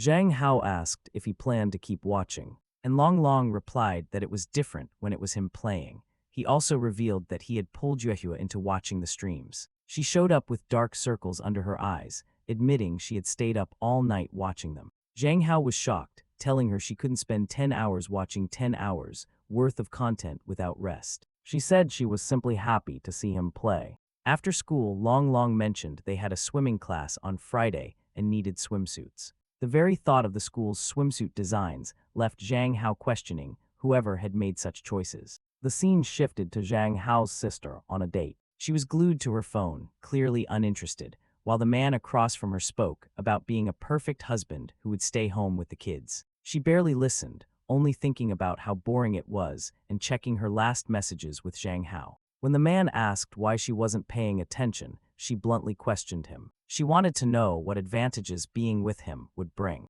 He claimed his looks were enough, but she laughed, thinking instead about how attractive Zhang Hao was. Back home, Zhang Hao sat on her lap as she asked why he was so desperate to make money. He told her even a man needed to be able to support himself and not rely on others. She compared him favorably to her date, who seemed eager to quit working entirely. Later, during a shopping trip, their classmate remarked that Long Long's swimsuit choices were too modest. She suggested showing more skin, saying it would look livelier and more stylish. Her tone was playful, but it left Long Long blushing in embarrassment. Zhang Hao was horrified, especially with Yahello there. Long Long, embarrassed, told her to stop making such comments. The girl then offered to help Zhang Hao pick a swimsuit, saying she had two perfect options for him. Already wary of her taste, he decided to choose his own. Disappointed, she thought at least she could have seen him in something more revealing. Turning to Yahello, she offered to help her pick a swimsuit instead. Yahello agreed, saying it was nice to be learning from her. They shared a hug, and Yahello admitted she liked Zhang Hao. Her friend confessed she liked him too, leaving both of them blushing awkwardly. Meanwhile, Zhang Hao realized he might have left his friend alone with these two, possibly causing trouble. Before he could return, his friend emerged in a swimsuit, thankfully covered by a large censorship bubble. Zhang Hao was stunned, asking if that outfit was even allowed in class. She insisted it was fine since everyone wore similar things. Then she mentioned she had chosen Yahello's swimsuit too. Curious, he asked where Yahello was. His friend pointed toward the fitting area, and soon Yahello stepped out, saying she felt odd wearing stockings for swimming. The friend explained they were designed for warmth and were attractive to men. Then with great excitement, she introduced the latest trend and presented Yahello in a much more revealing outfit, though the scene was again heavily censored. Yahello felt uncomfortable, asking if it showed too much. But Zhang Hao quickly pulled her aside, urging her not to listen to their friend's crazy suggestions. A flashback showed the blonde friend privately telling Yahello she planned to confess to Zhang Hao, even if he didn't like her, because she didn't want to graduate with regrets. This revelation had left Yahello unsettled. The chapter opened with the blonde friend confessing to Zhang Hao. She admitted she didn't think she was pretty but asked for a chance, saying she had loved him for a long time. Zhang Hao, taken aback, refused without hesitation, saying he simply didn't like her. She commented on how quick and blunt his rejection was, asking if they could at least remain friends. Back at school, Zhang Hao thought about how many hearts he'd been breaking lately and almost felt like a criminal. Long Long came to find him, explaining that a girl who had been sending him letters for years wanted to meet under the tree. Zhang Hao wondered why so many people were confessing lately. Long Long admitted he was torn. She was beautiful and sincere, but he didn't want to fall in love too early. Frustrated, Zhang Hao told him to do whatever he wanted. When they met the girl, she suddenly kissed Long Long. Shocked, he slapped her and wiped his mouth in disgust. Concerned, Zhang Hao and Yahello rushed over, asking what had happened. Long Long clung to Zhang Hao's arm, crying that it had been his first kiss. Zhang Hao scolded him for hitting her, nodding she wasn't unattractive. The girl apologized tearfully, kneeling to beg for forgiveness. Later, Zhang Hao and Long Long shared drinks, with Zhang Hao telling him to stop before he got too drunk. Long Long insisted he wasn't, then began ranting about losing his first kiss. Yahello noticed Zhang Hao's face turning red and suspected he was also tipsy. Realizing his sister would be furious if he came home like this, and that they couldn't send Long Long home drunk either, Yahello suggested they stay at her place for the night. Thanks for watching. Like, subscribe, and turn on the bell for more awesome stories.